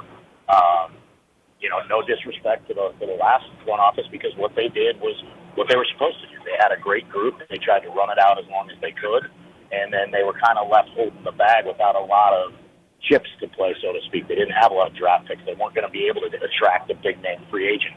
So they needed to hit on their draft picks, and they needed to get a little bit lucky, which they did. They hit with Jaren Jackson, got lucky, got John Morant. But it's not just those two. They pick up Brandon Clark in the 20s of the first round. They get Desmond Bane, who's played at an all-star level last year with the 30th pick in a trade with Boston. But that pick was essentially already going to Memphis.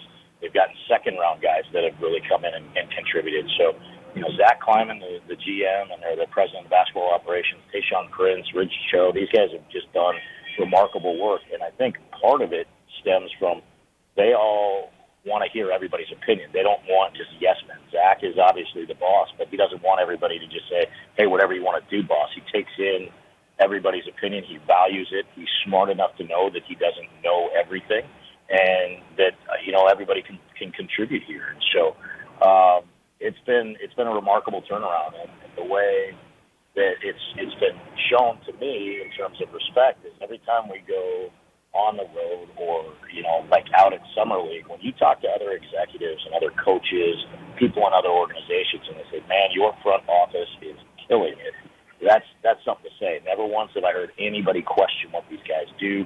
They're willing to take chances, and they've taken a couple that haven't totally paid off, but they weren't disastrous either. So, again, getting lucky with that number 2 pick and John Morant being John Morant was certainly a huge step in that right direction.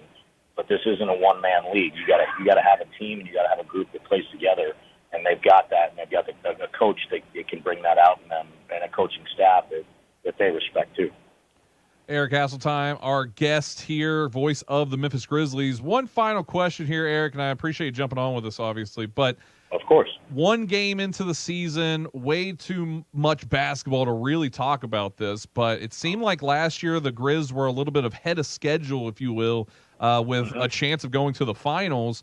I feel like I'm obviously a little biased here because here on National Sports Radio we have the Grizzlies.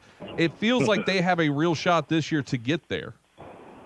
I think so. The key is going to be making it through the stretch without Jaren because he is your defensive anchor, and they understand that. So, if he gets back sooner rather than later, that's better for us, but you don't want to rush him back.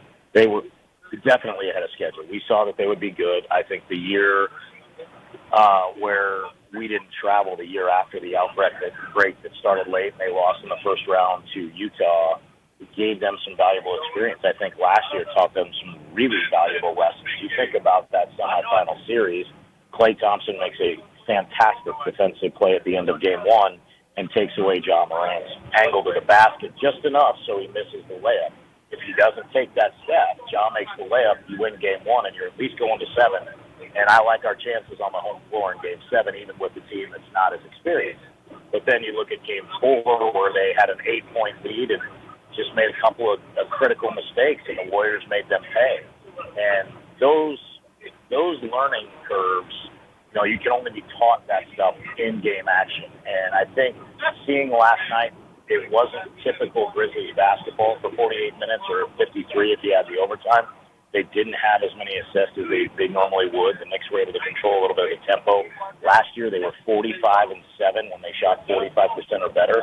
So they only won 11 games when they did not. And last night, they shot up below 40% and still won the ball game.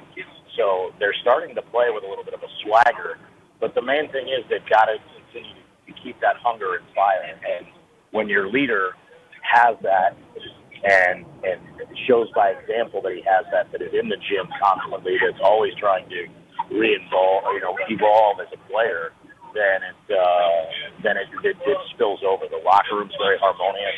You talk to the rookies, and they all talk about how, they get a little bit of rookie hazing. That's part of being in the NBA. But when the veterans are taking them under their wings and saying, hey, this is how we do things here, this is our culture, that's what's been built, an identity, a culture. That wasn't really that prevalent after the core four was broken up, and now they have that back again. And the identity of this team is they're fun, they're fast, they're enjoyable to watch, but they're also really good. And one of the trademarks, and I talk about this a lot, they just are a team that nothing seems to faze them. And the best example is that if you watch one of their games, and they don't count this in the fast break point stats because a fast break in the NBA statisticians' eyes has to be off a miss or off a live ball turnover.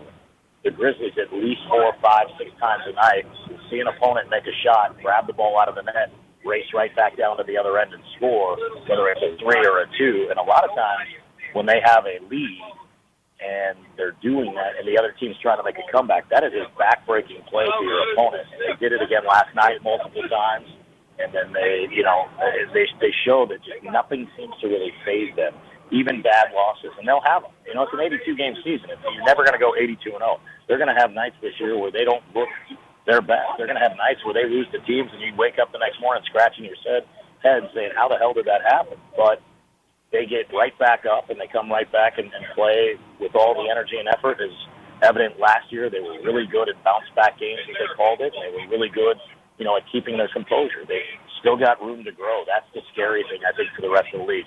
This team is not even close to reaching their ceiling. And when they do, there's a real chance for them to play a long time into the summer, and hopefully there could be a parade at the end of one of those runs and bring a title and hang a banner inside FedEx Forum.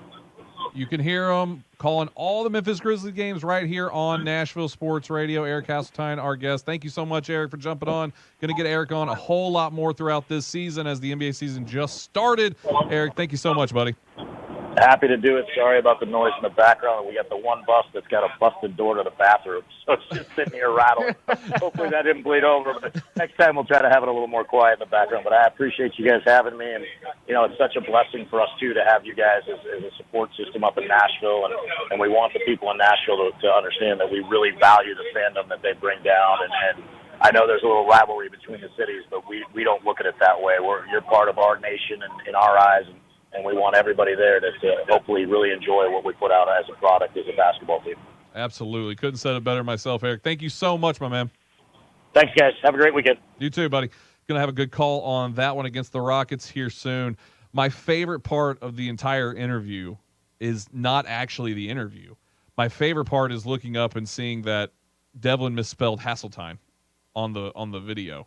Well, you did say. Yeah. It's tough. Good luck spelling that. It's tough. My favorite part was when he said he's going to have trouble not saying the F-bomb, which I vividly remember. I cleaned my Twitter of all my F words, and because I'm trying to be more sensible, right? Yeah. And try not to be as brash, I guess. But one of mine was very clearly a Ja Morant drive to the dunk, and I just go, "What the bank?" So I understand his struggle. Eric's great. Love having Eric on. Like I said, we're going to have him on a whole lot more throughout this season. Got to run to a break. If you want to jump in, Cure Hotline wide open till 6 o'clock. 615-844-5600 here on the afternoon stretch. Good afternoon. Quite busy, actually, on the South Loop, especially the West Loop over here on I-40, working your way up to Metro Center. 40 East was a little extra slow a few minutes ago out around Donaldson Pike. People were staring at an earlier crash. That traffic flow actually looks really good at the moment on I-40 as you continue out through Wilson County. Hey, Ober-Gatlinburg Restaurant and Lounge, they're celebrating Oktoberfest. Check out the details at obergatlinburg.com. I'm Commander Chuck with your on-time traffic. Nashville's first curling venue is here at T-Line Nashville. Come check out T-Line Nashville and experience the world's fastest growing winter sport today. Curling is a fun and simple sport that's a perfect outing for friends, corporate events, families, or parties. T-Line also has classic bowling and modern bowling mini games. With over 20 HD TVs, you can come watch your favorite teams and some of the best food and drinks here in Nashville in the large bar and grill area. They also have an outdoor area with a fire pit, and you can't forget the live music. T-Line Nashville is a one-stop shop for a great night out. Located at 106 Duluth Avenue and online at tlinenash.com. You can book your party now or give them a call at 615-439-1024. That's 615-439-1024. And make sure you give them a follow on Instagram and Facebook at T-Line Nash for all the news, events, and updates. T-Line Nashville. Nashville's first curling venue is here. Individuals and businesses with tax problems, listen carefully. Do you feel like you're losing control of your finances? If you owe over $10,000 in back taxes or have unfiled tax returns, we can help you take back control. The IRS is the largest and most aggressive collection agency in the world, and they can seize your bank accounts, garnish your paycheck, close your business, and file criminal charges. Take control of your tax problem now by calling the experts at U.S. Tax Shield and take advantage of the Fresh Start program and new laws that may allow us to negotiate a settlement for the lowest amount possible. Our team of tax attorneys and enrolled agents can stop collections and get you protected so you can take control of your financial future. U.S. Tax Shield offers a price protection guaranteed quote to get you protected today. U.S. Tax Shield is A+ rated with the Better Business Bureau, so call now. 800-785-9132. That's 800-785-9132. U.S. Tax Shield. 800-785-9132. Hey, football fan. The 2023 Commodore Sport Event posters are out and brought to you by these great sponsors: Master Battery, Ewing Bass Garage and Transmission, Nationwide Business Brothers, Parker and Watts Insurance, Firefly Pediatric Dentistry, Joe Line Concrete Service, Affordable Building Cleaning, Morton Plumbing, Shane Trucking and Excavating, Hargrove Body Shop, Frederick and Clark Realty, LLC, Richard Courtney. Brought to you and paid for by Prestige Marketing, LLC. Visit them online at prestigemarketingllc.com. Are you needing something to do on October 27th? Then come hang out at T-Line Nashville. Hey guys, it's Zach from the Afternoon Stretch. Come join Bruno, Reagan, and myself at T-Line Nashville, 106 Duluth Avenue here in Nashville. Plenty of delicious food, great atmosphere. It's a great time at T-Line. And after the show, you can stay around and watch football right there at T-Line Nashville. It all happens October 27th, 4 to 6 p.m. Come hang out with us once again, 106 Duluth Avenue in Nashville for the Afternoon Stretch.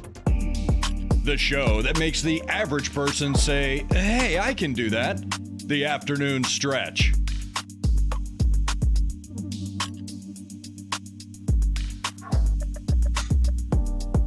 The Afternoon Stretch. Bruno Reagan, Devlin McKenzie, Zach Williams here in the Strike and Spare Family Fun Center studios. If you want to get involved, the Cure Hotline wide open, 615-844-5600. Thanks to Eric Hasseltine for jumping on with us that last segment there, talking Memphis Grizzlies. They got the win in overtime, 115-112 over the New York Knicks. Ja Morant, I really think this is MVP season for Ja Morant. I think this is time for finals. Like they were so ahead of schedule last year that it just feels like they have to be this year in it. I mean, I think there's honestly it's finals or bust. For me, that's really where it goes right now with the Grizz, but should be a great season. We're gonna have Eric on a whole lot this season. This is a perfect time to say I've always been a Grizzly fan. Ever since I was born, I love the Grizzlies. Yeah, I don't have an NBA team or an MLB team, so I'm waiting for that connection. You have a Grizzlies team. You're a Grizzlies guy. Should I be? You just said it. Yeah. Oh. Yeah. I'm a Grizzly fan. You know what you're a fan of? What? Betting. Let's do it, Devil. Now, it's time to make money off of other people playing sports, because taking gambling advice from a guy named Bruno isn't shady at all. This is Bruno's Bets. Guaranteed to buy you that new house you're wanting. UFC 280. Listen, guys, this is the beautiful thing about betting.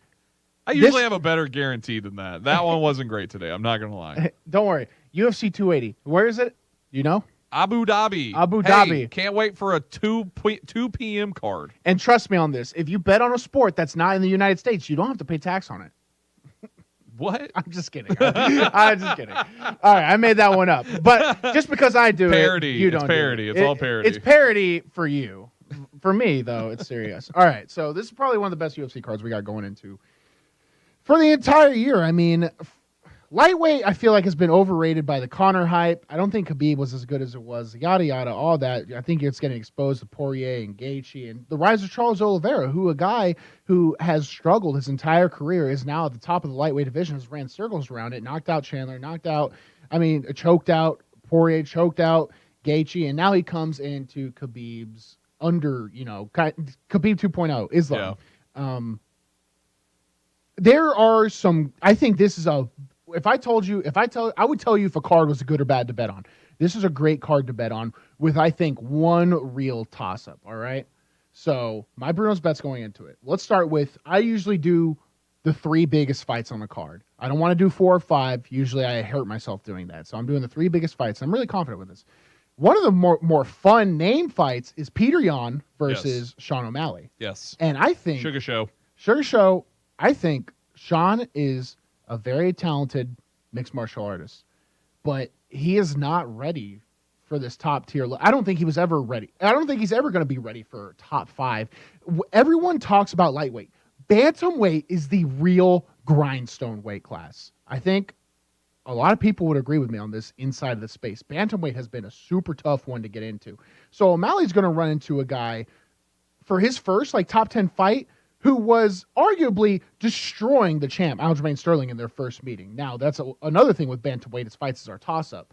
We got good odds on Peter Yan. Peter Yan should be like a minus 400 or 500 favorite, but you can get him at minus 270. So when I parlay all these picks, that's the one leading it off. I really do like Peter Yan in this matchup. I think he's a lot tougher than Sean O'Malley. I think he's going to push on. And Sean O'Malley's never been pushed. That's the problem. They're just hoping this works out. And to throw him to a wolf like this, I mean, he couldn't stand up against Chito Vera. Yeah. And now you're going to put him up against a killer Russian? I'm sorry. I'm taking Peter Yan. That's starting off. I think that's a guaranteed W. I'm 100% on with this one because it's felt like for a while crap or get off the pot with Sugar Sean because they've been trying to nurture him, and I think you need to do that in the UFC. You can't just guy gets one flashy KO, but eventually and you have to make the jump. It has to happen. Bantamweight, the jump is tough because at top 10 you have killers everywhere. There is no jump. So I mean, Peter Yan, he might just be like, this is the best chance I got, and I don't think it's going to work out well for Sean. Nick is adamantly disagreeing with you on Twitter right now. Sugar show, and he says you're wrong, Bruno. Sean's fun. I got to see it on the Conor McGregor Poirier card in person when Sean, the second biggest pop of the entire night was Sean leading. Yeah, he is, and that's the thing. I think Dana White and the UFC want to use Sugar Sean because he does. He's one of the few fighters right now that really has a following that will sell a card, and it's very organic off of his own performances that have been the walk-off knockouts and things like that. But there's a lot. I don't want to say holes in his game, but I think there is. I think Sugar got too big too quick, and I don't know if it's killed some of his hunger or whatever it is. But I think Peter Yan is Peter Yan or however you say it. It's the age-old saying: you can practice something 1,000. I could practice to be the best NBA player in the world, and I have a limit, right? I think Sugar Sean just has a limit with his martial arts skills. He has okay ground game, but not really. He has like a very base understanding of jiu-jitsu, but nothing like the instinctual Charles Oliveira has over the game.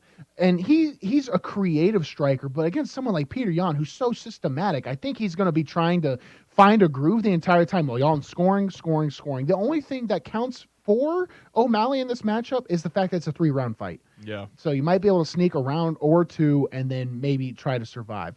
But O'Malley, for what everyone says, because you show all these great knockouts and stuff, and I think it comes from more of a setup, but physically, he doesn't have a lot of knockout power. He just truly doesn't. No, who was the fight? Chris Moutinho. Moutinho, yeah. Where couldn't knock him out. And that was a guy coming off the street, essentially. There's a guy coming off the street who's already been cut from the UFC, and he got hit with over 100 significant strikes that fight and couldn't get put down. Yeah. I don't think Yan gets put down, so if it's going to come down to it, I think we could have honestly put this round fight ending before the time and Yan, but I just want to be safe and go Yan. I think it's a great way to start off a 3-leg parlay with one dub. Yeah. And if O'Malley wins, I'll eat the money because that means O'Malley's real and it's fun. If he wins, I'll eat my shoe. Yeah. That was said by Zach Williams. I mean, really though, I don't think there's a shot he wins this one. I'll eat his other shoe. Yeah, there you go. Next fight, and this is my a stinky one too, Devlin. This is my scariest one on the card. TJ Dillashaw versus Aljamain Sterling. Steroids. I mean, two guys who look like they're on steroids. 100%. TJ's 100% shredded. These are grown men, and they fight in the weight class of 125 or 130. I think that's what bantamweight is, because lightweight's 55, featherweight's 45, bantamweight's 35. So they fight at 135 pounds, grown men. Aljamain Sterling showed his grappling capabilities, and I was trying to tell everybody when he rematched Peter Yan, he got absolutely destroyed in the first match by Peter Yan, escapes by that weird knee on the ground rule. Yeah.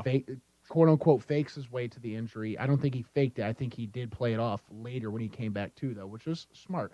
But Aljo is an extremely good grappler. This is a guy that choked out Corey Sandhagen in like a minute, right? So he has potential to grapple. But TJ, when he was in his run at bantamweight before he got popped, he was a totally different monster. And the only one that was able to get by him was Cruz off of that crazy stuff Cruz always does, that crazy footwork, very unorthodox fighting style. I think when you match these guys up, it is a true pick'em. This is going to be a very tough one.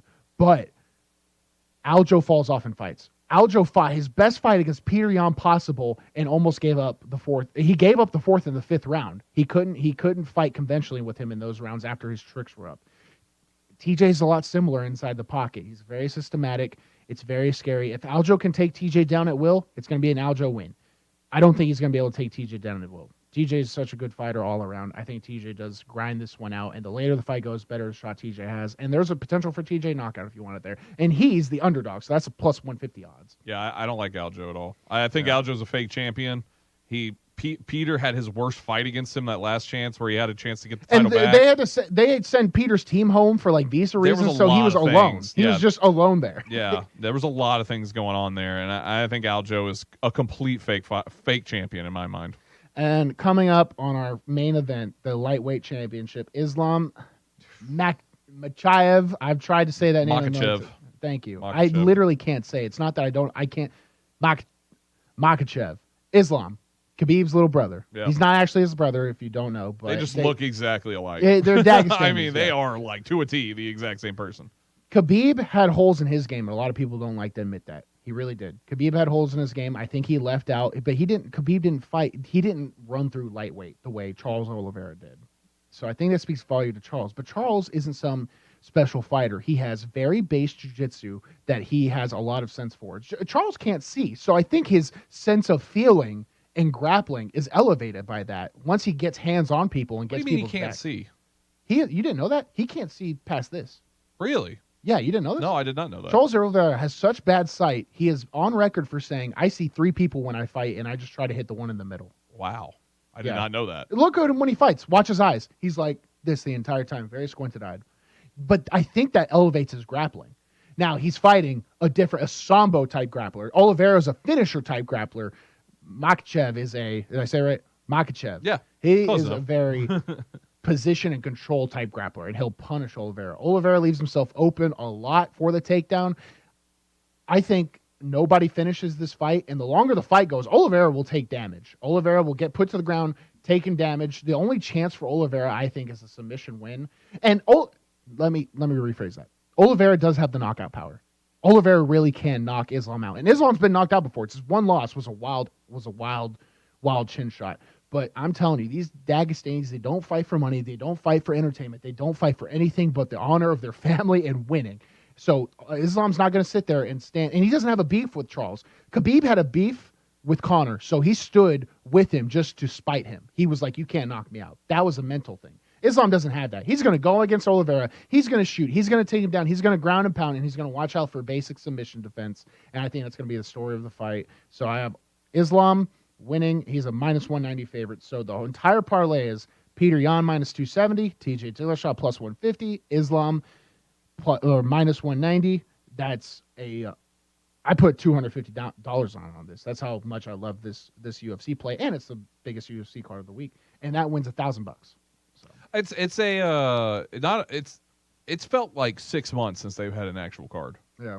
It really has. So I'm excited for it to be back. I hate that it's a mid-afternoon card, though. It's weird. Abu Dhabi. Well, you're going up against, college football at that point. Yeah. And it's just... I'll be watching this card. Yeah. Yeah. I'll be flipping back and forth is what I'll be doing. But I also, a little tidbit of Bruno's bets, I'm really big on the Cardinals tonight.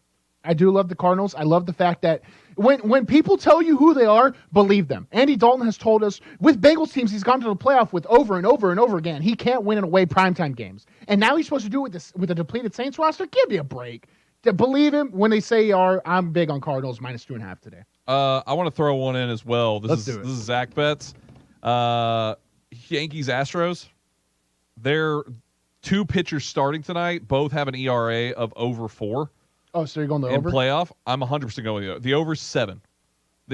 Severino has a playoff ERA of 5. Guess who's running to this? Yeah, no, I'm 100% taking it. I'm not betting anything else on this game, but I'm 100% going the over on the Yankees and Astros tonight. I don't think these pitchers are going to be able to hold on. The bats are going to turn up tonight. They had a pitcher duel last night in their last game. I think 100% we're going to get that one in there. So, Devlin, do you have one? I don't know if you do or not. You taking ours? I got nothing tonight. Oh yeah, we're doing it. We're doing it. All right, we need to run to a break. Before we go to that break, we got to talk about our friends over at Hayes Nissan of Rivergate, located at 1550 Gallatin Pike North in Madison. That's 1550 Gallatin Pike North in Madison. Check them out on the web, nissanofrivergate.com. Right there, you can take a virtual tour of every vehicle right there on the lot.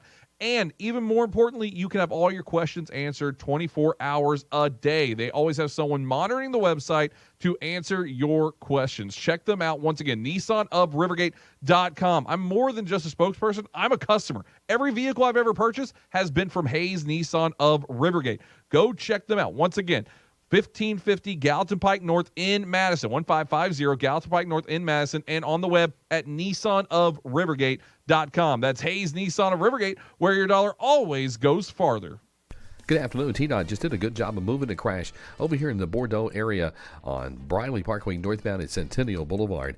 Traffic's already busy in this area. Stop and go now on 24 East here at Shelby. Trying to get across the Sullivan Evans Bridge. I still see a lot of traffic there on 440 eastbound. Just trying to get past Nolensville Pike. Some radar I-40 out through Wilson County, especially the Mount Juliet area.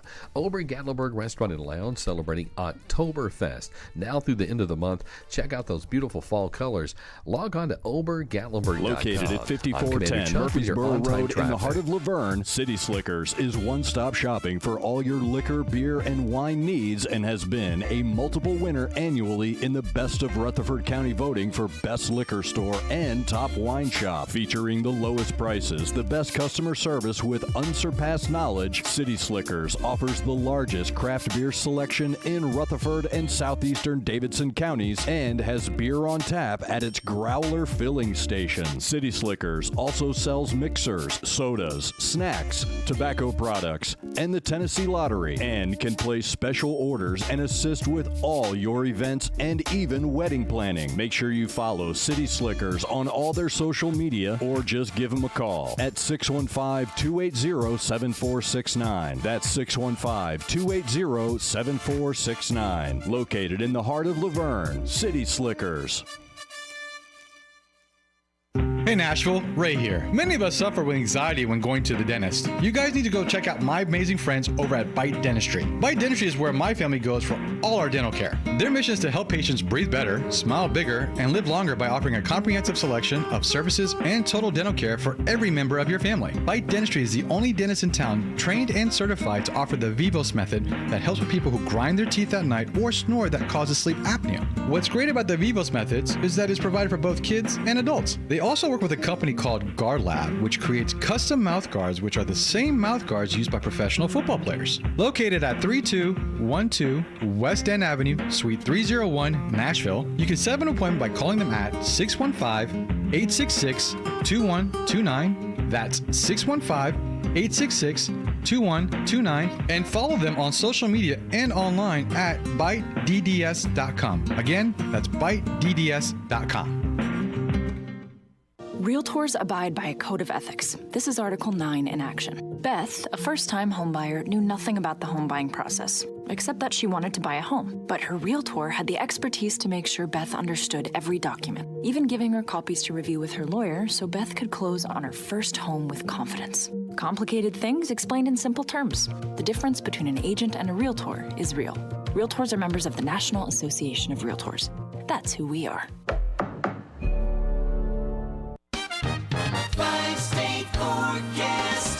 Your exclusive National Sports Radio, WNSR Sky Scan forecast. This afternoon is going to be sunny with a high of 60. Mainly clear with frost tonight, below 32. Sunshine for Thursday with a high of 64. Friday sunny, high 76. Utilizing the resources of the WeatherBug Network on National Sports Radio, I'm WNSR's meteorologist, Jim Rinaldi. Sports Radio, WNSR. The show that makes you thankful for Braves games. The afternoon stretch with Zach and Bruno. and Ray. Bruno, Reagan, Devlin McKenzie, Zach Williams here on Nashville Sports Radio. A whole lot of high school action going on tonight. Starts off with Murphy's matchup, 6:15. Then it goes into 6:45, the Mid-State Checkdown High School Football Game of the Week. Joe Fisher, Greg Pogue on the call that tonight. Brentwood Academy at Innsworth. That is going to be a fun high school football game. I know our crew is already getting set up down there right now at Innsworth. A really fun game. I mean, that's going to be one, like, if you haven't gone to a high school game this year, you know, and you're just trying to find something to do tonight, obviously you want to listen to the broadcast here on Nashville Sports Radio, but what a good one to go to tonight. That's going to be some fun high school football, and then it's all going to be crescendoed into the Mid-State Checkdown Scoreboard Show right after the game. Bruno Reagan, Ray Dusky, Devlin McKenzie taking around some of the scores going around for Thursday games, but also previewing some of the games happening tomorrow night. Whole lot of high school action going on. It's crazy. Just this week and next week, and then we're in playoffs for high school football. Yep. And it'll be basically Thanksgiving at that point. Yep. Crazy. Do you like Thanksgiving or Christmas more? Christmas. I'm a Christmas person, too. November 1st, I start celebrating Christmas. Yeah, good. I like Thanksgiving. I like it. You see family, get good food, all that fun stuff. But Christmas is a much better season than Thanksgiving's a day. Yeah. Christmas is a lifestyle for 2 months. Yeah, Christmas is, I'm guaranteed going to have 3 days remote because there's going to be like a dusting and you're going to be like, can you come in? And we'll be like, no. I'm scared to drive in the snow. Yeah. Which I used to not be. My parents were always, my parents, bless them, you know, they're super nice. They're not helicopter or anything, but I lived in St. Louis for a few months and they're like, please don't drive out there. And I'm like, these people don't know what they're talking about. And then I'm doing donuts on the highway. I'm like, yeah, I'm like trying to go to Five Guys. So I really am scared of the snow now, but Clarksville snow is totally different. Devlin, you grew up in like Ohio snow, right? So how you're like a normal ice driver. Yes, he is dead inside. I'll be speeding through it, man. You see there's always that one guy just in his car going way too fast. Yeah, that's Devlin on the highway when the ice hits. I'll be complaining to people that are driving at like a realistic speed. Be really going upset. 20 miles an hour on ice? Go! You're just screaming on the horn. Some old person just shaking. Or it's me. It's Bruno. Just, oh, God. Yeah. Hey, I wanted to follow up on something that we had talked about here. Yesterday, I ragged on Alabama fans, as I should, for various reasons. But the whole Jermaine Burton situation. Oh, you saw that tweet. Huh? Yeah, so Jermaine Burton, of course, if you don't know what's going on with that, Jermaine Burton, player for the Alabama Crimson Tide, punches a Vols fan in the face. A woman. Young lady. And while they rushed the field, a lot of Bama fans were coming out and saying, this is why you shouldn't rush the field, and the fans should never have been there, you know, completely trying to pass blame away from Burton, which it's all on him. He's the problem. That's just, it's insane. Well, like I said yesterday, I think I read a tweet out that, you know, people were just on here defending like crazy. There is a company on Twitter, so it's really strange here that's happened. An account at Voltempo tweeted out people that were defending Jermaine Burton, and they're Alabama fans. And then there was a reply to that as well that was more defense on them. Well, the account that was defending the Alabama Crimson Tide player works at a company called Keeley Solutions. I could be, I don't know. I don't know. Verified Twitter account, though. Verified Twitter account, which that makes me upset. But they tweeted out that Keeley does not stand for or tolerate offensive or hateful comments towards any group or individual. We take this issue very seriously, and as a result, Healy and this employee have parted ways. So they fired this fan, and now even more so that's strange on this, the original tweet got deleted and the reply tweet got deleted. After I quote tweeted it. So it was a small tweet that got this guy fired. It had like 100 likes. I quote tweeted and I was like, Ball fans just got a Bama fan fired over his comments on the Jermaine Burton situation. The second I quote tweeted that, they deleted it. So I guess they thought they were about to get like national attention. Yeah.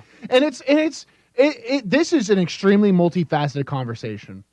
Do I think what Jermaine Burton did was good, or whatever his name is? Do I think what he did was no? He should be kicked off the team. Did you call him John Burton? Jermaine Burton. Jermaine Burton. Yeah. Let's avoid this whole thing. That's a fair miss up, but go ahead. Jermaine Burton. Jermaine Burton. What he did? No. Are people defending him stupid? Yes. Do they deserve to lose their livelihood over it? I don't believe so. That is my personal opinion. And the worst part is, Vols fan, what do they know? What I'm going to speak some truths here. What are Vols fans majority?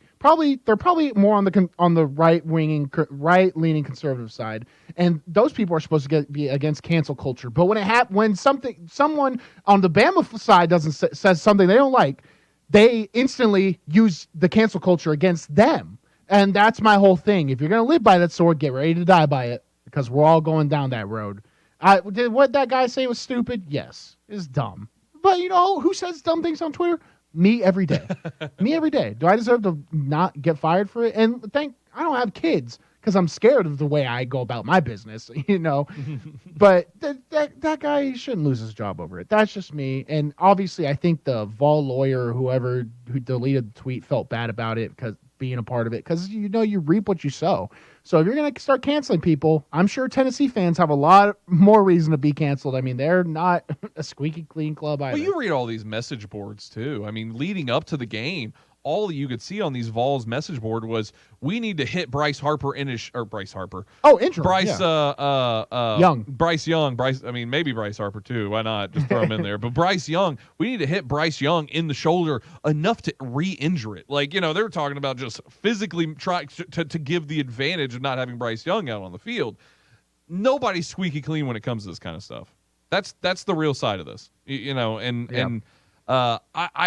I do think Bama fans are moronic for not every Bama fan did this, but the ones that were doing it.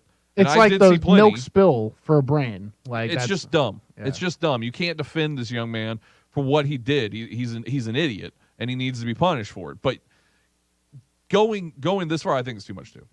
But that's gone like really viral on Twitter now. It went really viral, and now everyone's trying to clean all their tracks because it got too heated. And that's where they're fanatics. They're fans and they're fanatics. And I'm telling you, you want to live in this world, you'll die by it too. So, hey, and that's not going to get that man his job back. They did the damage. So, but if you want to go see like some of the replies, it's out there. Just searching Jermaine Burton.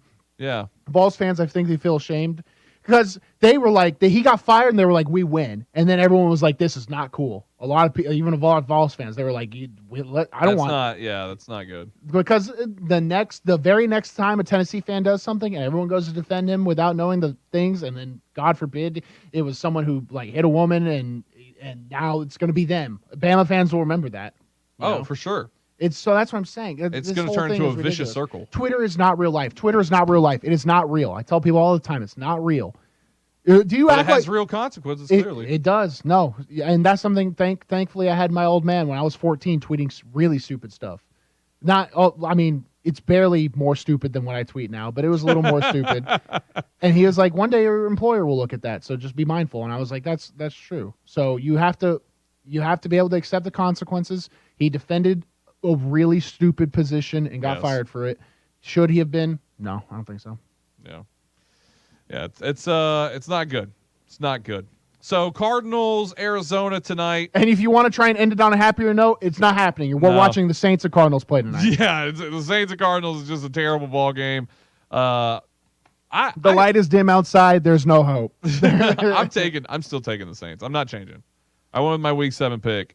But you're not putting. Oh no, 12 units on it. I'm not putting any money on this one. Are you kidding me? But me, I'm a different. I don't know. I don't know if there's a game that I would want to put money on in this NFL season, this NFL Week 7. I guarantee you, there's a really good one. I guarantee you. I don't have it pulled up right now. But they all seem scary. Not a single good game. Yeah, I don't think there is. But a good game tonight is happening. Brentwood Academy at Innsworth. Joe Fisher, Greg Pogue on the call on that one. 6:45 start time.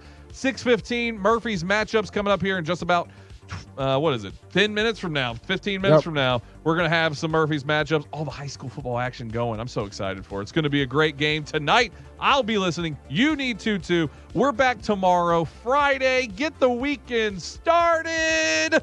Everybody have a safe night. Enjoy the game tonight. See you guys 4 o'clock tomorrow right here on Nashville Sports Radio.